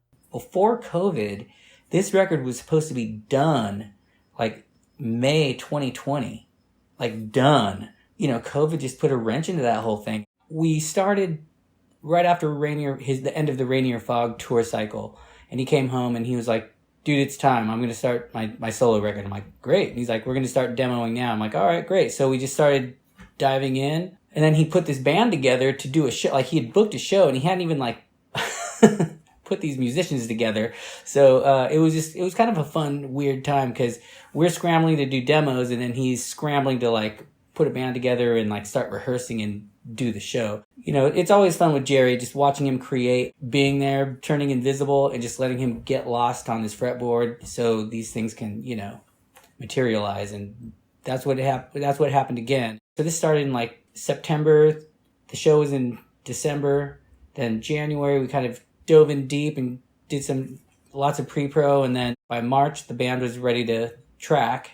We did 4 days of drums at the studio called Igloo. Then we went to my place, Dave's room, And, I'd already had to think this thing out because I've got 4 days here and I've got 10 days at MySpace. I was already like mapping in my head what the layout in the studio was going to be, because at that point, I think there's like 14 or 15 songs we needed to track. So 10 days, 10 days of guitars with Jerry usually is, only a handful of songs, like for Alice. But for this, it was, we were on a really tight schedule, and, there's layers and layers and layers of guitars. So just staying on top of that. So that part was exciting. And then the news broke that, hey, there's COVID. And that's kind of like floating in the back of our head. And we're like, well, all we're doing is going home to sleep, coming right back to the studio the next day and working. And it's just me, him, Herb, his guitar tech, and my assistant engineer. So, we all just kind of were our own little bubble. But, they had the shutdown, I think it was like on the 18th. And we actually loaded up and got out of there on the 21st. So it was March of 2020. So that was the serious lockdown. We had to close our studio. And we were able to do a couple of remote things, but, they were like, keep your doors locked, otherwise we're going to get a fine. And that was a tough spot for any studio. You put all your energy to do a record, and that's your sole focus, and you do it. And all of a sudden now it's like things are getting drawn out, and there's 10 days or 3 weeks or a month goes by, and you're not touching anything, and we're not working. We're just waiting. That was the draining part, was, especially with an artist, and you've got, the wind taken out of your sails, because, he can't book tours. He can't look towards that summer or that winter or that next spring to even begin touring, because everything's shut down and, venues aren't booking anything. There were studios all over town that were just, some didn't make it, and, others did, but, there was, rumors of other studios, police had to show up and, hey, this isn't cool, this is a lockdown, you can't be open, type of thing. But somehow, some way, we pulled through there. So it was like 2.5 months, and that June 1st, when we were actually able to open up with COVID protocol, we were booked. So, and then we've been booked since. Well, it's great to hear that your studio was able to bounce back from that lockdown. So what were you guys able to do for Jerry's record during that period you were in lockdown? So after we shut down, we did all the guitars. Like a majority of the guitars were done. So now we, decided to set up at Jerry's house, like I did for the End of Rainier Fog recording. He had a bunch of vocals to finish, and he got sick right towards the end of that record, and so he couldn't do it with Nick out in Nashville. So I, got a setup and, had him, wired up and headphones and the whole thing. And, we did that. So, now we've got a little bit more of a permanent situation at his house, but I had to situate his music room, to where he's not singing into the back of my head, cause the mic, I'm up against the wall and the monitors are pointing that way. So I had to, put it against the wall here so he can sing into there's room treatment and baffles. So that was, it worked out. So we did that, and then everyone got, turned into hypochondriacs. It's like, my throat feels funny. I don't feel good. So it's like, hey, let's take a few days off or 10 days off. And if we have symptoms, we'll let the other person know. And, so that went on pretty much all summer long. And, then we kind of wrapped it up and dove into mix mode that next February. But, the rewarding part was, finally, hey, this is it. We're going to pick these 9 songs for the record. This is going to, we worked on the sequence, and I was like, wow, this is exciting, cool. And boom, Barisi's going to mix it. We're going to wrap this thing up. And it turned out great. And Jerry was super stoked, and Joe's stoked. And it was just, all parties involved. And it's not a COVID record. All the music was written and recorded before COVID. So it just happened to be wrapped up during COVID. It was just like, hey, we'll do a day here, we'll do a day there, we'll do 3 days here, we'll do a day there. And, meantime, it's like Jerry finished all of his vocals, all of his extra guitar solos, or he would come, I'd be on my way over and he's like, hey, Fig, I got an idea. It's like, I got another harmony for Brighton or one of the songs. And I'm like, okay, well, the mics are still set up. So we go in, that's better. All right, that's cool. Badass. Make a new rough mix. It's in the box, and he can deal with that thing. Then Greg showed up, and then Duff, and so it was just it was fun. He just shows up. All right, you ready to go? All right, you recording? And then it's like you get a take out of him, and then he hones in on a spot, and then you might get like one more take, but that's it. Was that your first time working with Duff? No, I've worked with him before on some other little projects, but it was just fun watching him play bass. Because before it was just like, hey, I need demo drums for these things, and I had got a drummer and got set up my other little work production space, and he's hanging out, and he's like throwing down some guitars, and he's pretty quick. He's on a schedule. He's got things to do. That's awesome. So what was it like working with Duff on this particular record? Well, he just came in, so Jerry demoed out all the bass. And, Duff was like, dude, these are great. It's like, what do you need me for? And, Jerry's like, well, dude, I'm not a bass player. So I just kind of let those two tackle each other. But I would chime in every now and again, but Duff would, just like, all right, well, get me to that one spot. And it's like, he needed to hone in on this thing. And then he's like, all right, I got to go. So I just had to make sure I was always rolling and never just like, oh, I'll get another one. No, just always roll, always keep everything, never erase. And, and that's how I did it. And then, of course it's like, oh, I need that little spot right there. I only have one of them. And then, I have to go hunting around the session and find, oh, there we go. Patch that guy in. But, he's a fun guy. Just, lots of energy, just comes in and, lays it down. That's awesome. So, in general, what do you think of Duff as a bass player? He is such a surprisingly great bass player. I never really honed in on like what he was doing. I mean, like back when Appetite came out, I was a little metalhead, and it's like, wow, this is a cool thing. It's rock, but it's punk at the same time, and there's something super cool about this band. And there was the whole LA thing, like the end of the strip era right then, or actually it was kind of exploding. It was like transforming because Jane's Addiction was already happening. But when he came in and he was just going off, and his timing and his choice of notes and phrases and how he just, I work with Mike Inez too, and he's amazing. It's like, he just glues himself to the kick drum, and it's like the guy's impossible to shake. And Duff just comes in like he doesn't know, oh, hey, yeah, I listened to it for a little bit earlier today, and he just comes in and throws it down. And you're like, okay, it's pretty legit. Yeah, for sure. So what's your relationship like with Jerry?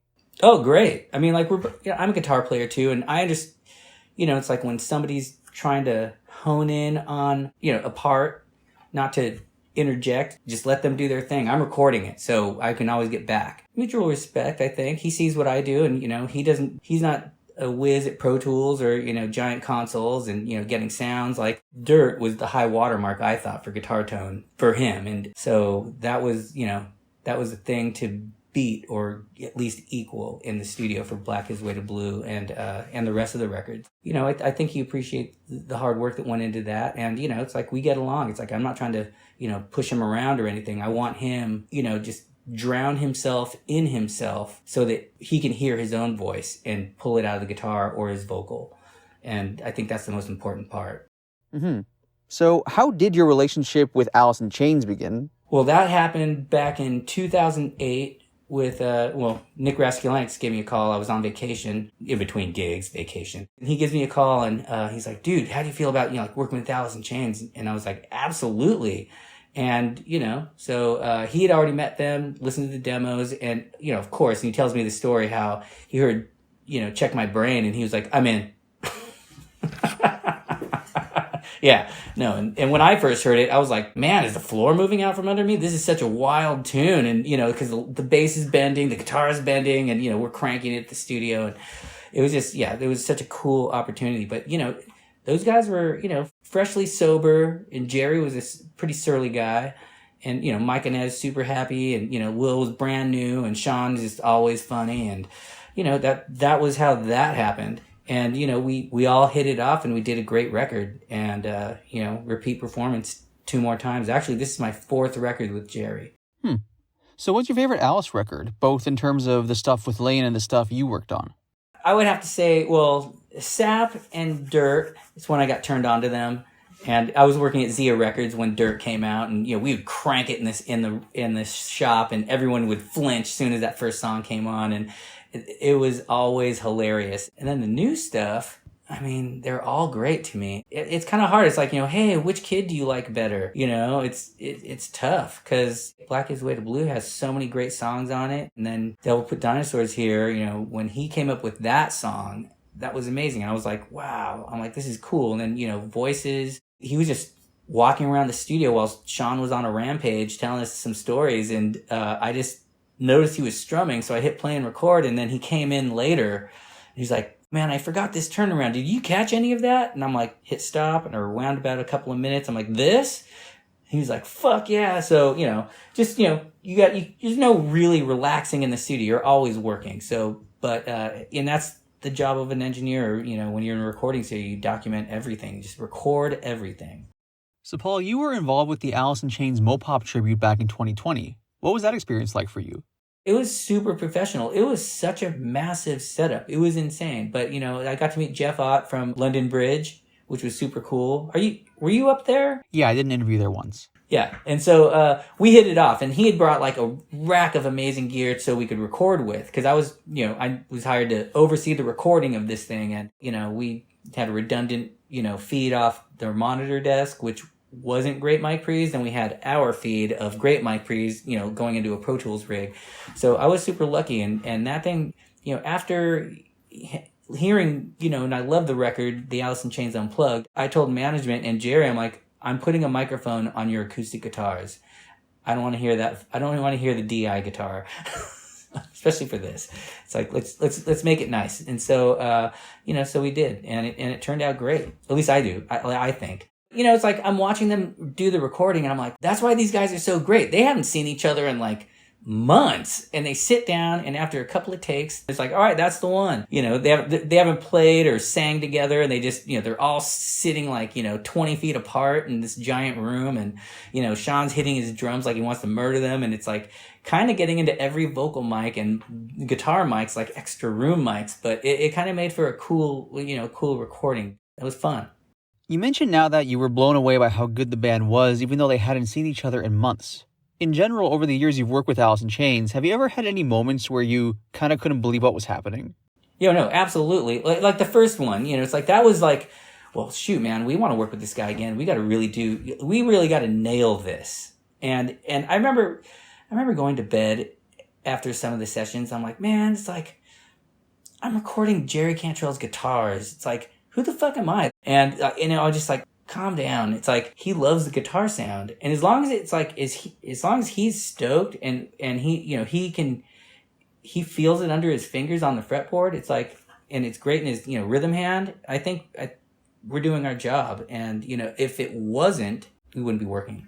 He'd find Brendan O'Brien or, Toby Wright or somebody else. And, they all do great work too. Hey guys, I want to show you now a couple of clips from these interviews you just saw where they talk about bands aside from Alice in Chains, such as Pearl Jam, some funny stories about them, Temple of the Dog, Blind Melon, Shannon Hoon, as well as Evanescence, Amy Lee, stories about Sound City, and more. So having worked with Pearl Jam, for all these different projects and, all throughout the years, is there any one memory in particular that stands out to you that means something special? Yeah, so the way my boss worked, Rick Prosher, he was producing the sessions that I was on. We did this B song, Dirty Frank, which was released, but it was kind of almost like a joke song. I think the band had just gotten off tour with Chili Peppers, so it kind of had this Chili Peppers influence. But the way Rick worked is he would put in 8-10 hours, but then allow the band to stay a little bit late with me. So he would kind of instruct the band, like, stay another couple more hours and work with Jonathan on whatever you guys want to work on. So I think we were recording Dirty Frank, and Rick left me with the band. So now I'm engineering.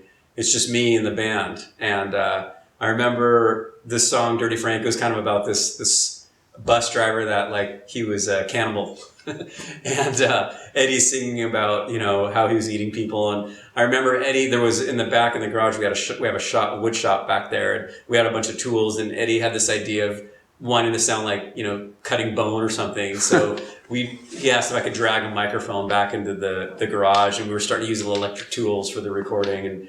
And then that night we had to mix it. It was like, had to be out, like this was their last night in the studio. So they're like, Jonathan, we got to mix the song. I'm like, cool, let's mix it. So I got to sit and mix the song Dirty Frank just with the band, just me and the band. And again, I was like 19 or 20 years old and mixing a song, by Pearl Jam, and it was pretty phenomenal. So when the song came out, it was the B-side back when they had B-sides. It was the B-side to Even Flow, and bless their hearts. I know they tried, but the credits that they gave me on the record, if you look at Birdie Frank, it says mixed by John, spelt wrong, John, and no last name. Ah, damn, dude. So it's still a cool credit, and it's a really good memory. I love that. Was really exciting for me to get to I'm mixing a Pearl Jam song. That's so cool. Did you ever run it by the guys? Hey, FYI, you kind of got my credit wrong? No, I haven't. Well, I see Mike McCready now and again, but I wouldn't. No, it's super cool. It's all for the history books now. Hey, no worries. It makes for a good story. Yeah, totally. Like I said, 10 was already out, and I think that they were.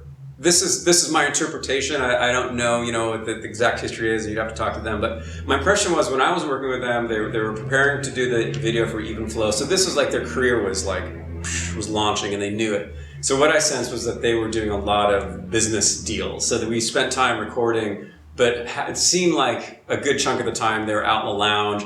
Actually, you can't see, but there's a rope swing hanging above us. Okay. And I remember Eddie would be swinging in this rope swing right here, and Stone and Jeff, and they were just talking business really intensely. Saying that rope swing right there? Yeah, in fact, if you go, there's a picture out in the lounge of Jeff and Matt swinging on the rope swing, but when we took over the studio, we tied that thing up for liability reasons. Really? Yeah. Are there any photos of it? You can find photos on the web of them here, standing right here, swinging on that rope swing. Really? Did anything ever happen? Did it ever fall off or anything? Lots of people fall off. I don't remember Pearl Jam falling off, but I was at parties here where I was, the control room's over there, I was sitting in the control room, and this is soundproof. Unfortunately I got the Neve lights off. But I would hear a thud in that room, which is soundproof. I'd look out and see someone on the ground, they hit their head on the floor, but no one was seriously hurt as far as I know. But really? Before I owned the studio. So, my impression of Pearl Jam too, something that I caught that I think was a unique moment with Pearl Jam recording was, at the time, from what I know, Stone Gossard was the main songwriter, and I've seen the history movie, so I know that, at one point Eddie sort of stepped into songwriting. But what I think I observed early on was Eddie was in the vocal booth, so right behind me over there was the vocal booth where the singer would sing. So Eddie wasn't there, and he didn't have a guitar in there, he was just singing, and Stone and Mike had their guitars out here. And I remember at one point, they were taking a break, and Eddie wandered out, grabbed a guitar, and dragged into the vocal booth and was starting to play and sing a song. And it was his own thing. The vocal booth's right there? Yeah. And my impression was Stone seemed irritated, man, what are you doing, Eddie? Put that guitar down. Yeah. He was kind of taking up some precious studio time to record some ideas. And I didn't really know at the time one thing or the other, but I did, recognize Eddie was having ideas, Yeah. They weren't necessarily welcomed by the rest of the band, was my impression. I have a great memory of Mike McCready, like I said, the band was so focused on business. It was a really intense time. They were very much down to business, and they were constantly my impression was they were talking to their manager a lot. But Mike had this really lightheartedness, and he would walk in the control room and he'd introduce himself. Hey, I'm Mike McCready. What's your name? John LeBlanc. Cool. How long you worked here? And he just got we got to know each other a little bit, and I always thought that was really sweet. Yeah. So if that means Mike, maybe, I don't know if he was less involved with the business. He just seemed more lighthearted. So you're 19 years old. You're very young. You're working with this huge band. Was that intimidating at all for you?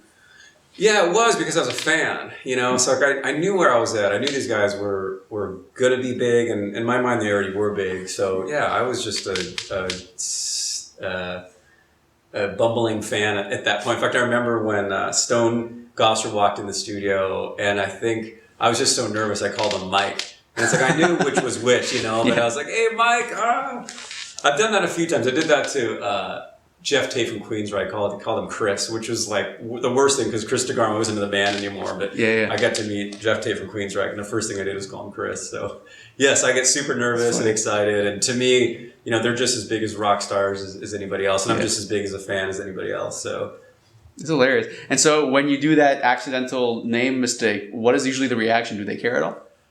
Everyone's cool. That's kind of the unique thing about my position, and I know you've talked to other engineers as well, is that we're in a professional environment. So we get all this time to hang out, but we're working. So it's not like we don't have to be friends, but we end up spending, hours and hours working together. And so it's professional, but it's also, you get a good hang at the same time. So I don't feel like, like these people weren't my friends, but I did get a good long chunk of time to hang out, watch them work. And I had to work, we had to interact together, and you kind of learn about the personalities through, who is maybe more friendly at the time and stuff like that. Would you mind talking to me a little bit about your relationship with that band and how it started? Sure. So I got a job here at London Bridge Studio in 1990. I was 19 years old, and at that point, so 1990, so Pearl Jam 10 was already out.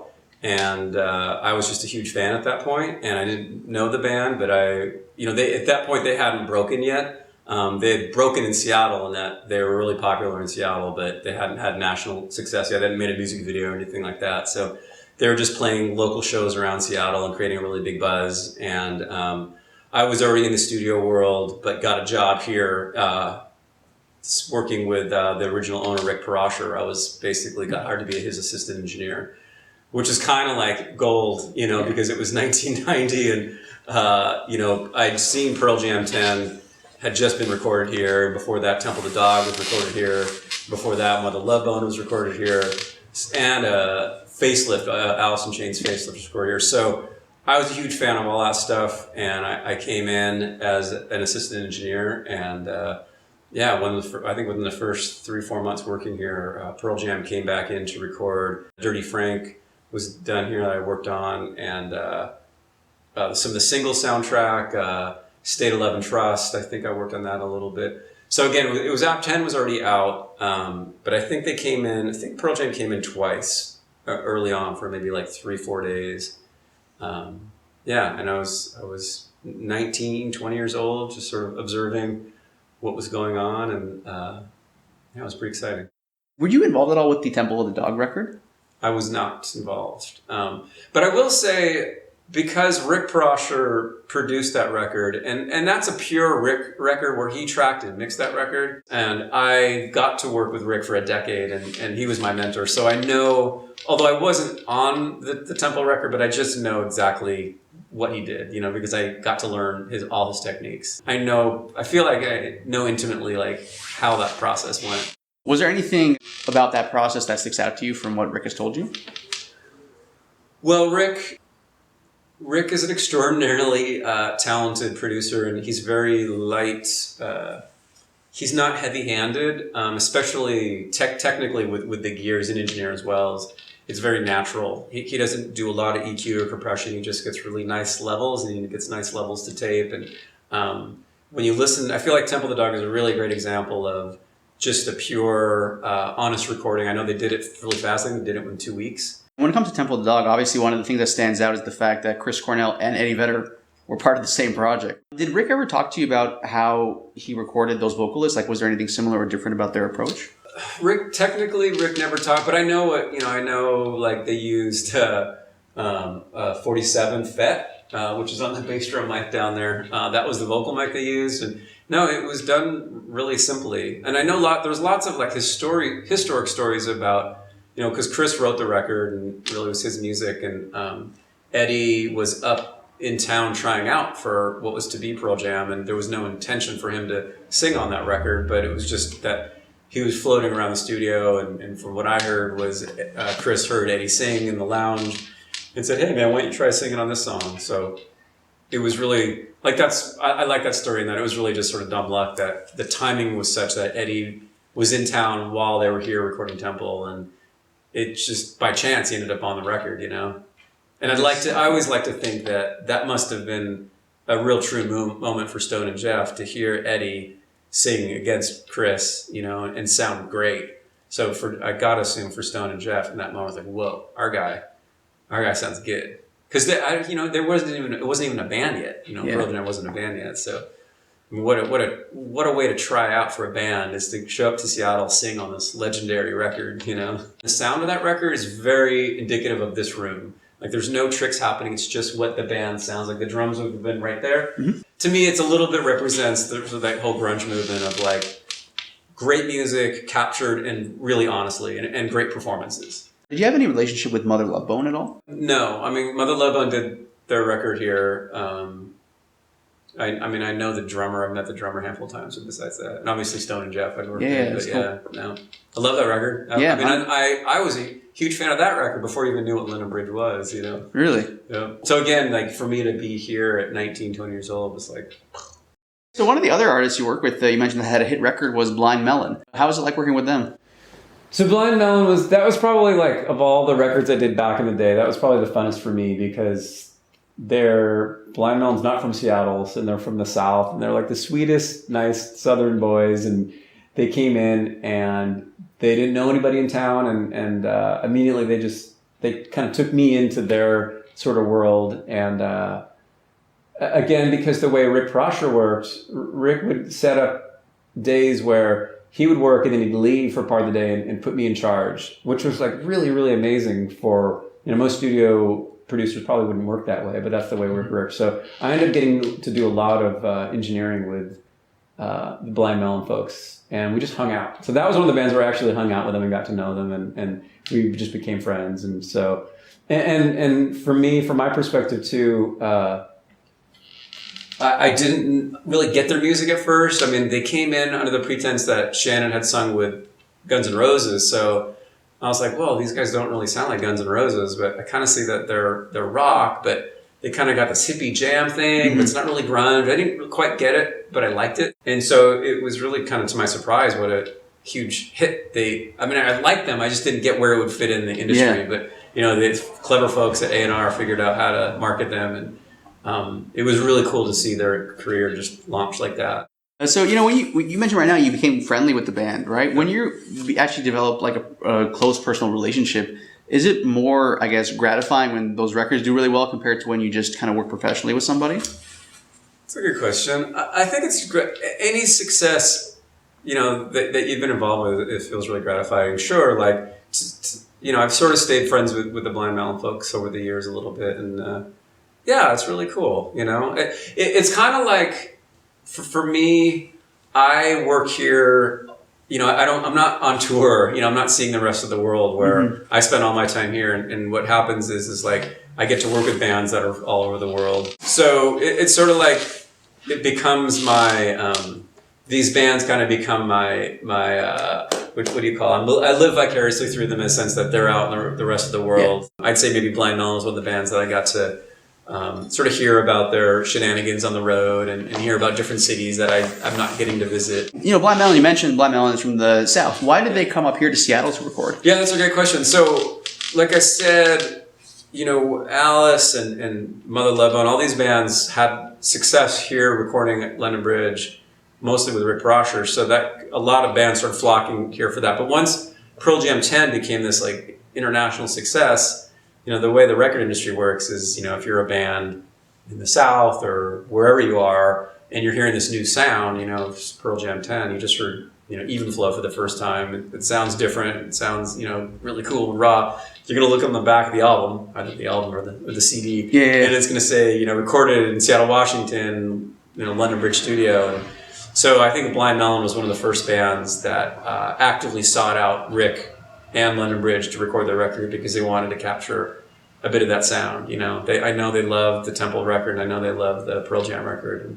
And I specifically remember Blind Melon coming and saying, look, we want that sound, but toned down. We're not a grunge band, but we want that energy, but just toned down a little. Yeah. So when you listen to that Blind Melon record, that's what it sounds like. It's a band playing live, but it doesn't have such a giant aggressive sound. The experience of recording in the studio versus live, and I'm an artist as well, so I've done both, and it's like, yeah, it's completely a different experience. And I think that's a little bit of a fundamental struggle about making records is for bands that play live, and it's a conversation we have all the time here. Is like, how do you take a band that loves playing live, clubs or stadiums or whatever, and capture that energy in a space like this? And I think fortunately this room, has this sort of like magic sauce that makes the recording sound live, So it comes relatively easy here, but I think that's like the $1 million question is how do you capture that live feel when you're in front of, 100,000, 10,000 people? How do you recreate that here in the studio? Where it's sort of like a sterile environment. You're wearing headphones and there's not 1,000 people screaming in front of you. My philosophy is the band has to be really happy and comfortable. So we'll go to great lengths to make sure that, everybody has what they want. Their headphones sound killer. And, and that's when the bands play the best is when they're in the moment, they're happy and they're connected with the other band members and they're just having fun. You can feel it. You can hear it. When a band is connected and they're oftentimes the best takes come when they're lighthearted, they just had lunch and everyone's happy and it's not too serious. It's funny, you go listen to some of these like serious Alice in Chains songs or like a Pearl Jam song, oftentimes those were tracked when they were like in a good mood, and they were in the moment, we just captured that moment. What is the most rewarding part of your job? When the artist is stoked to listen back, it's like, fuck yeah, that's it. Like that's the reward. And, I still love recording rock bands and, someone will tell you rock is dead. You look at the Grammy list and it's like, well, not really, because those people are competing for something else. These guys and Jerry and the band, they're on their own trip and they don't care.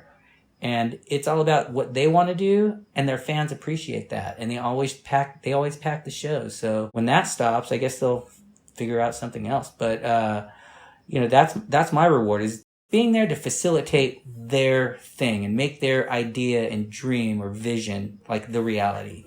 And that's it.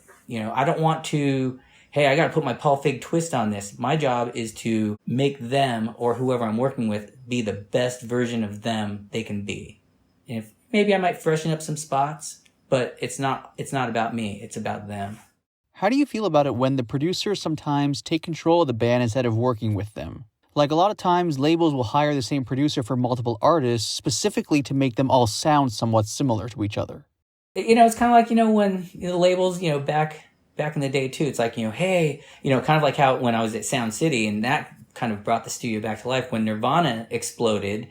Well, hey, where was that recorded? We need to, light might strike there again. And so they bring the same people that had previous hits, or if they are really talented, and I'm sure they are, it's like, that takes talent to do those things and to have an ear for it and, to be able to grab, hey, I like these bits from these 3 guys and I like those 4 bits from those 4 guys and I can just, slide them all together and do this thing and create this thing. And it's like, all right, cool. But that's not for me. So for a new producer or engineer, what advice would you give?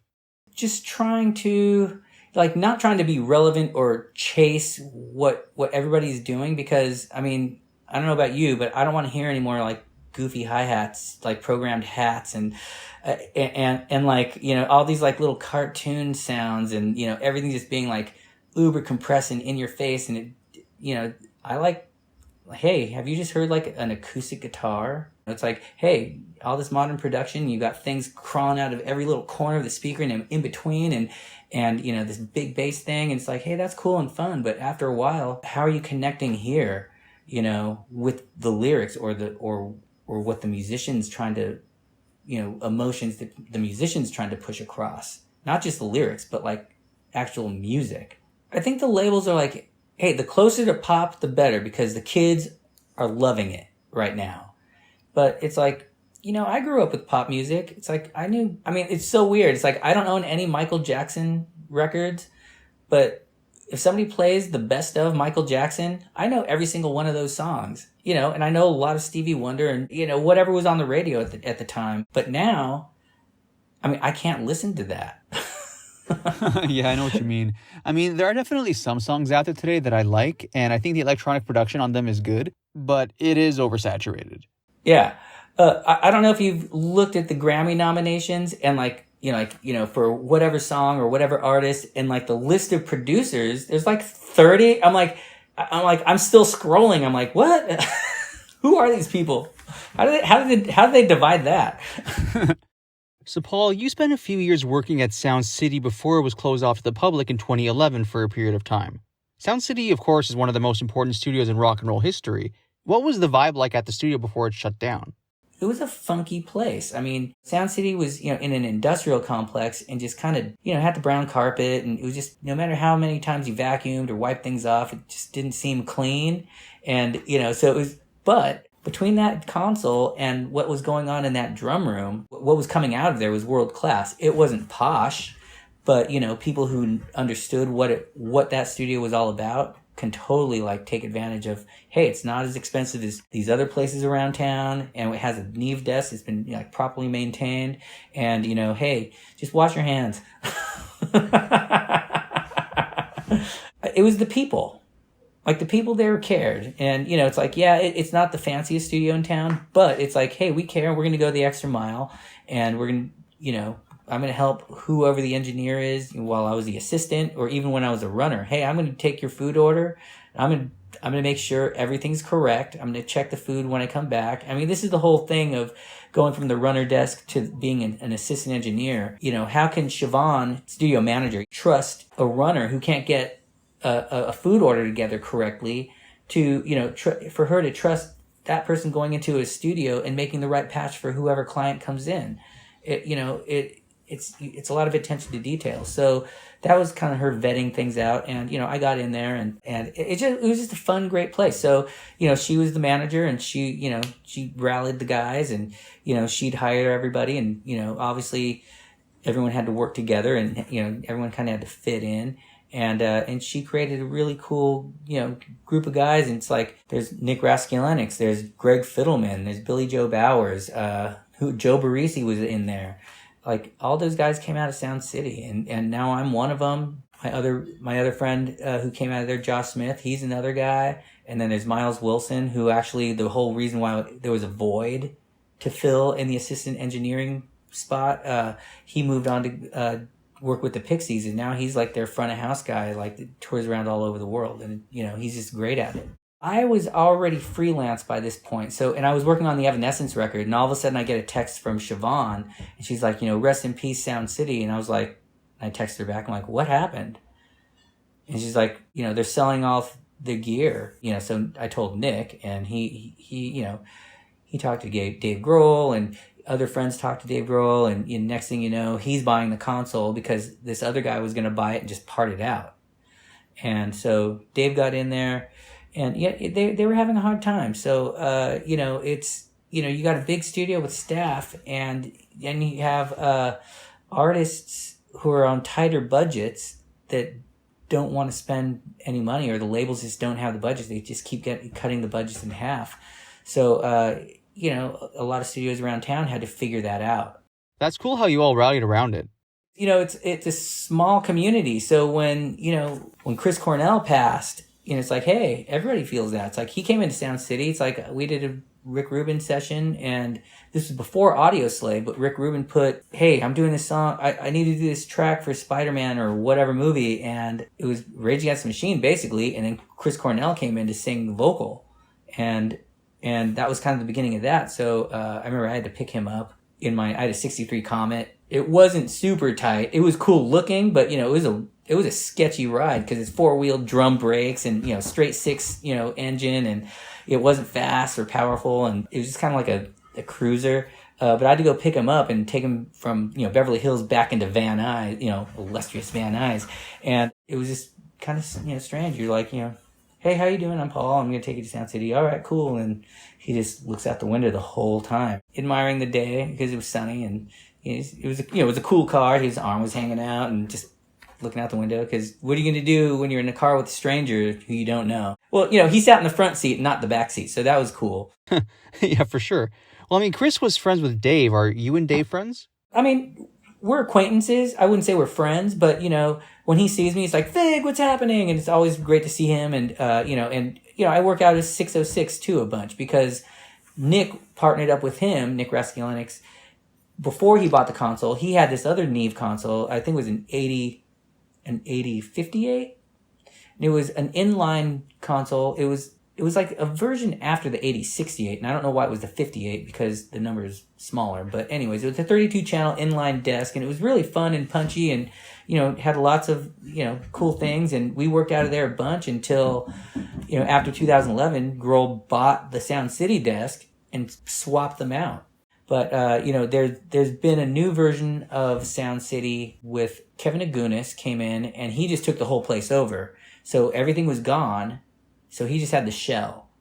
And then he changed a few things. He redid the control room with like 1950s, like the little tiles, the acoustic tiles with the holes in it. New tiles in the drum room, which was it needed it. Yeah, and it's kind of like remodeled the inside to just update it. And then he moved out, and then this other guy came in and brought 2 Helios consoles. I'd heard some friends go in there, some other producer engineers, and they're like, I'm not digging that. And it was just hard to get in there. Then now, Blake Mills and Tony Berg are in there, and they have a Neve desk, or a Neve type desk. I think Avitas designed this, and it's supposed to be great. 24 channels of, something similar to what was in there, hopefully. I just haven't had a chance to get in there. Blake Mills and Tony just keep it booked. So it's supposed to be, I guess it's semi-private or semi-commercial, but, Bob Dylan just came out of there. He did a record. It's still an industrial complex, and, I bring my guitars as Eric's guitar, and that's right in that same complex. And Matt Wallace still has his space right across the driveway from Sound City.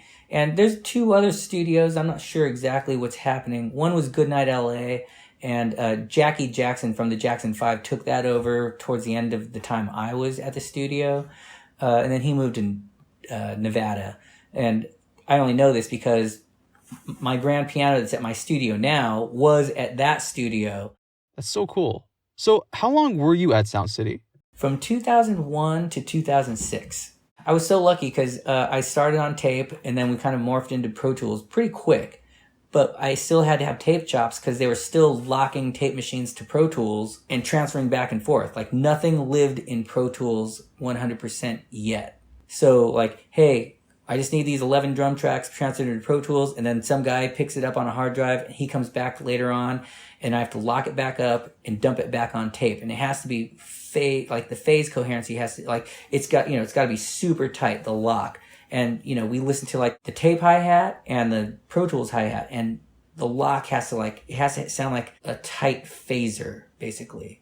Like, you have to make sure that doesn't if it gets too wide and slappy, then you've dropped. And it's just, it's stressful. But, I was lucky because that helped me understand a lot of other things. And then when HD came out in the 192s, then everyone just started living all in Pro Tools. Now bands can save on, tape, one, and the time to run a tape machine.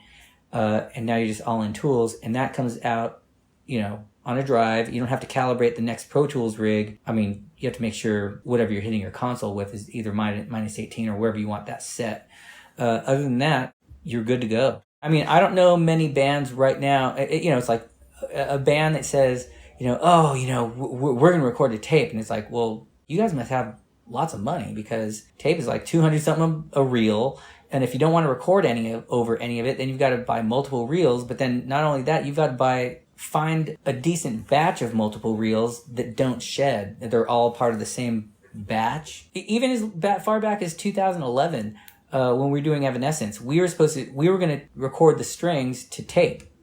So we had 2 reels. We got up to New York, and they could not keep the lock. Like, they had SMPTE timecode amplifiers. They had, the techs were working the night before, and they're like, oh, it'll be set up by, first thing, you'll be solid, first thing tomorrow. And we get up there, and, we've got the bows are up in the air, and this is like the 3rd take, and the lock keeps getting longer and longer. And finally, like, the bows are up, and I can hear, it's like 1, 2, and I'm like, abort. I'm like, I don't have lock. And it's like, I've got musicians out there that need to get to, Book of Mormon and Spider-Man and wherever, anything on Broadway at the time. It's like, they don't have time to waste on this tape machine. So we just pulled all the patches, went straight to Pro Tools, and just went ripping from there. So it was just one less thing to worry about. So Paul, what was it like recording Amy Lee's vocals for the Evanescence record you did with Nick Raskulinecz? Nick has a process for recording vocals, so I had to work on a day off. He had to take a day off. So it was just me and Amy, and, basically she sings it great the first time. She is spot on, But now I'm going for attitude or vibe and like an emotion. So she'll sing it. Nick's like, dude, just have her sing it like 10 times. But out of those 10 takes, I'm creating the double and a triple. And they're all locking together. And if you pan that stuff around, it's pretty impressive sounding. You have to have a great singer that can lock with themselves in pitch and time. And it just comes out like it's here, it's there, and it's over there. And it's pretty massive sounding. She's amazing. I mean, like, so Amy is just very honed in on music. Like she knows every note that's going by. Like it's there for a reason. And this is the thing that really impressed me with her. And this is where I like, all of a sudden I was like, wow. I studied in college and I went to jazz school and so I had to read music and do all that stuff and jump through all those hoops. And, so we're in New York recording strings for the record. And we had David Campbell put this ensemble together. It was like 14-piece orchestra or, small. And she goes out there and she's discussing the score with him and she grabs a pencil. You have to watch out for this. And she's just putting the marks on the score as it goes, and I was like, holy smokes, she is super legit. I'm like, all right, you win. Like, you're legit and you're a great singer and, you understand what's happening and every step of the way. So I highly respect Amy Lee. It's funny because when she gets into like her adding keys, like synthesizers and keys and the MIDI stuff, she moves so fast. Like, she works so fast. She's like, okay, I need this. I need that sound. I need this. And Nick's like, dude, you get in there. And I'm like, all right, cool. And I'm just like, boosh, boosh, boosh, boosh, boosh. And it's super fun because she knows what she's going for and she's trying to get there. It's like, go. I want to record right now. So I feel she was doing the same thing. It's like the way my analogy is, it's like music is like you're just constantly pulling everything out of your head. It's not, you're not looking at all of it. It's coming out like floss almost. And I just, so Amy Lee is kind of doing that. That's awesome. What's she like to hang with? Oh, she's super nice and sweet and funny. She's got Will Hunt in the band and Will Hunt and Nick Raskin and, he's another Sound City guy and he's like one of the most hilarious people I've ever worked with. And that's why we get along so great. Truth be told, Evanescence isn't my first go-to. Yeah, I didn't truly understand the band. It was kind of off my radar, but Nick's like, dude, we're gonna do an Evanescence record. I'm like, all right, cool. So you mentioned that Amy was present for the orchestral recordings for the record. In general, what was the orchestral experience like? We were going to record the strings to tape. So we had 2 reels. We got up to New York and they could not keep the lock. Like, they had SMPTE timecode amplifiers. They had, the techs were working the night before and they're like, oh, it'll be set up by, first thing, you'll be solid, first thing tomorrow. And we get up there and, we've got the bows are up in the air and this is like the 3rd take and the lock keeps getting longer and longer. And finally, the bows are up and I can hear, it's like 1, 2, and I'm like, abort. I'm like, I don't have lock. And it's like, I've got musicians out there that need to get to, Book of Mormon and Spider-Man and wherever, anything on Broadway at the time. It's like, they don't have time to waste on this tape machine. So we just pulled all the patches, went straight to Pro Tools and just went ripping from there. So it was just one less thing to worry about. That's smart. So the string sessions took place in New York. Where was the rest of the record recorded? That was 14 weeks in Nashville at Blackbird. So we were at Blackbird Studio D just for 14 weeks. And I remember all the other country guys would come in. It's like, hey, what's going on in there? Because those guys usually, hey, the assistant engineer sets up at 8. The band comes in at 9. They're done by noon of the whole record, So, and they use everything on the console.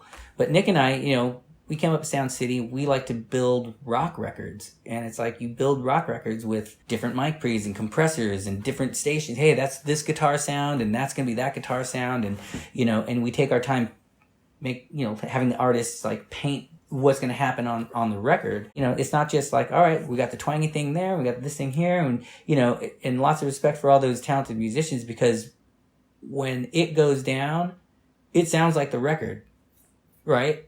But they're just blown away by we're dug in. We're staying here for 14 weeks until it's done. and we're going to use all this equipment every single day. So we're in the Studio D, and it's like the world's largest API console. It's like 96 inputs. And then you've got like all these vintage Neves, all these vintage APIs, vintage Helios, you name it. It's like they've got it. And, they got tons of 251s and any mic that you can think of. Hey, do you have one of those? Oh, yeah, we got one of those. And, so it was just such an amazing place to work. And I'm lucky enough to be able to work at places like that, working with bands that have a budget. Because nowadays it's like just getting a band that has a little bit of a budget. It's like, hey, well, I know a great place you can get all that stuff done. So. Would you happen to know why in particular Dave Grohl loves Sound City Studios as much as he does? I know his relationship with Sound City goes way back to the Nirvana Nevermind days, of course. I think, Nevermind was tracked there, and that Neve desk. And, there was another Neve desk very similar at a place called Grandmaster. But it wasn't the same, and it wasn't the same control room. There was a magic between that drum room and that desk. And so I think Dave, Sound City wasn't super expensive, and, they didn't upgrade to SSL because they couldn't afford it. So that kind of created a niche for them accidentally, because all of a sudden they're stuck with this, 28 input console. It's this giant built like a tank thing, and everyone's moving over to SSL and lots of routing and just feature rich console. But hey, you can get into the studio and get world class sounds for a decent amount of money. You're not paying $2,000 a day to get into this place. So that might have been a cool thing. He did a band called Verbena there that turned out pretty good. And then he brought in Rye Coalition. I don't know if you ever got into them. And he would just keep coming back. So, if you needed drums and a great drum room, that was the place to go. And he's a drummer, a great one too. What exactly is the current state of Sound City? Well, the Sound City I was part of isn't around any longer. So that Sound City's gone. The desk is at Dave Grohl's. Most of the gear got sold off, on eBay to whoever. But then this guy, Kevin Agunis, came in and changed, the space was still there. The space never disappeared. So you still have a control room and a tracking room. He put in, some tube Altec desk, and he had, all this 50s and 60s type equipment, which was okay, but there's a reason why people don't go all the way that far back to create records. So then that guy left, and then some other guy came in, and it was Sound City 2.0, and he brought in a couple of Helios desks, which are interesting. That's all right. Well, that's a step in the right direction. And then they had a falling out. So the property owners, Sandy Skeeter, who took over after her dad passed, he owned the whole complex. Now there's a Sound City is back. They've got a Neve desk or Neve type desk in there, but it's Blake Mills and Tony Bird. So they're keeping the place busy just with their own projects. So I was trying to get a band in there, right after they got in. I'm like, hey, I just need 4 or 5 days to track drums. It'd be great to hear what this desk sounds like in that room. I've been here for a while. I'm curious, and it's nice to come back. And Tony is like, absolutely, whatever you want, Fig. And I'm like, great. And then I get a call, nobody got back to me until 3 months later. Hey, that time is booked. And I was just like, oh, it's okay. I got that sorted out. But that's where I'll go. If I need to record, big drums, I'll go to Dave Grohl's studio because I can still get in there. Chris Sheldon told me that Dave Grohl likes to overdub his vocals. Does Chris Cornell, does Jerry Cantrell like to overdub his vocals?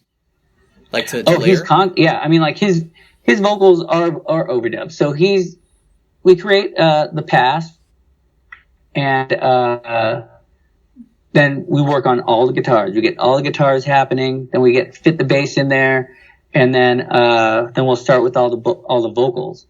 And it's Jerry likes, like Alice in Chains. He hears lots of harmonies going on. So he's got to get his lead vocal in there. Then he's got to, hold on a second. No worries, take your time. Yeah, I've got a call coming in. Hopefully that didn't stop the recording. So Jerry, he'll hear harmonies, and like maybe a couple weeks later, hey, you know what? I think I'm hearing this other harmony. It's like, all right, well, let's do it. Let's throw that in there. And he does it. It makes it cooler. It's like, all right, great. Very cool. And does he like to is there a lot of layering when it comes to like the guitars and that kind of thing with Jerry? Absolutely. I would say even more so because it's his solo thing. Yeah. Yeah. And does he prefer analog or digital recording?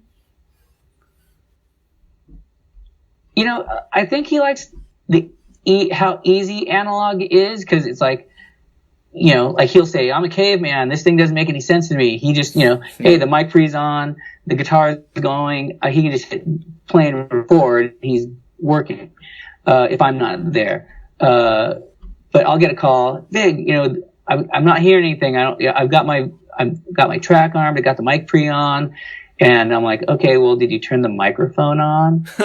And he'll be like, if that's why he hires me. It's like I'm the guy running the rig and making it happen. He doesn't have to think about it. But when I'm not there, then all of a sudden he's thrown into a situation where now it's not easy, and there are things that he doesn't understand. About like oh, hey, we changed the input on that. Sorry, that's why you're not hearing your vocal come through that channel. Is there anything that from your experience with Alice in Chains that's helped you grow in your own work? Like anything you've gained from them? Oh, absolutely. Like, I don't know how many bands how many bands engineers get to record where the guitar player is like kind of like an icon, and he does like mile wide guitar tracks, and it's lots of layering. That has helped me, because now it's like, okay, now I understand. It's like, hey, if that guy's just out a little bit, the tuning, on the bottom, you got your main riffs, those guys are out just a little bit. By the time you get to the third thing or the fourth thing or the fifth, all of a sudden that thing starts sticking out, and you're like, wait a second, why is this rubbing? So you gotta, just paying a lot of attention, and like on this stereo field, like where's that guy gonna fit in the mix later? Because I'm not mixing it. That's gonna be Randy Staub or Joe Barresi. But so it makes me think ahead now. Like, okay, so these are the big guys. They can take up a bunch of space. Now these other guys are gonna have to. Their little shape's got to be different, to fit over and so people can hear it and understand. So aside from Alice in Chains, you've worked with lots of major artists. Is there any one in particular that you were excited to work with? I got the call to work with Marty Friedman, and that was pretty fun, because I remember when I was a kid, young shredder, and I'd see his flyers all over town. So that guy works so fast. It was like we did drums in 4 days with the Noob Stastry, and I don't know if you know who he is, but what a maniac. And he'd do like two or three takes, and he's just a mathematician with like the fastest feet and just makes everything look so effortless. And then Marty comes in, all right, great, cool, all right, let's do some guitars, and he just throws them around. Okay, another one, and next thing you know, you got like some, a main riff and a giant melody line with harmonies just stacked forever, and you're just like, wow, okay. But that was pretty exciting too. Is he still in Japan? Yeah, he is. Yeah, they just did a tour I think it was last summer. And I got to see them at the Viper Room. It was pretty cool. Got to sit with his folks up at the front. Who else? Were you a Megadeth fan growing up? I was not. Being LA based, it was like, I don't know. It was like I was super into Metallica coming up, and then getting into the punk scene, that struck the chord with me. Megadeth, not so much for some reason. Interesting, even though you're a fan of Marty. Yeah, well, because it's weird, but as like I was saying, through my music career or coming up, and through the music stores or whatever, and it's like that guy, he left the band and did his own thing, and and he's still doing it, and the guy just totally shreds. The guy's a maniac. It's I met Nick Menza a few months before he passed. Actually, I recorded him for a documentary I was making called "What Is Classic Rock."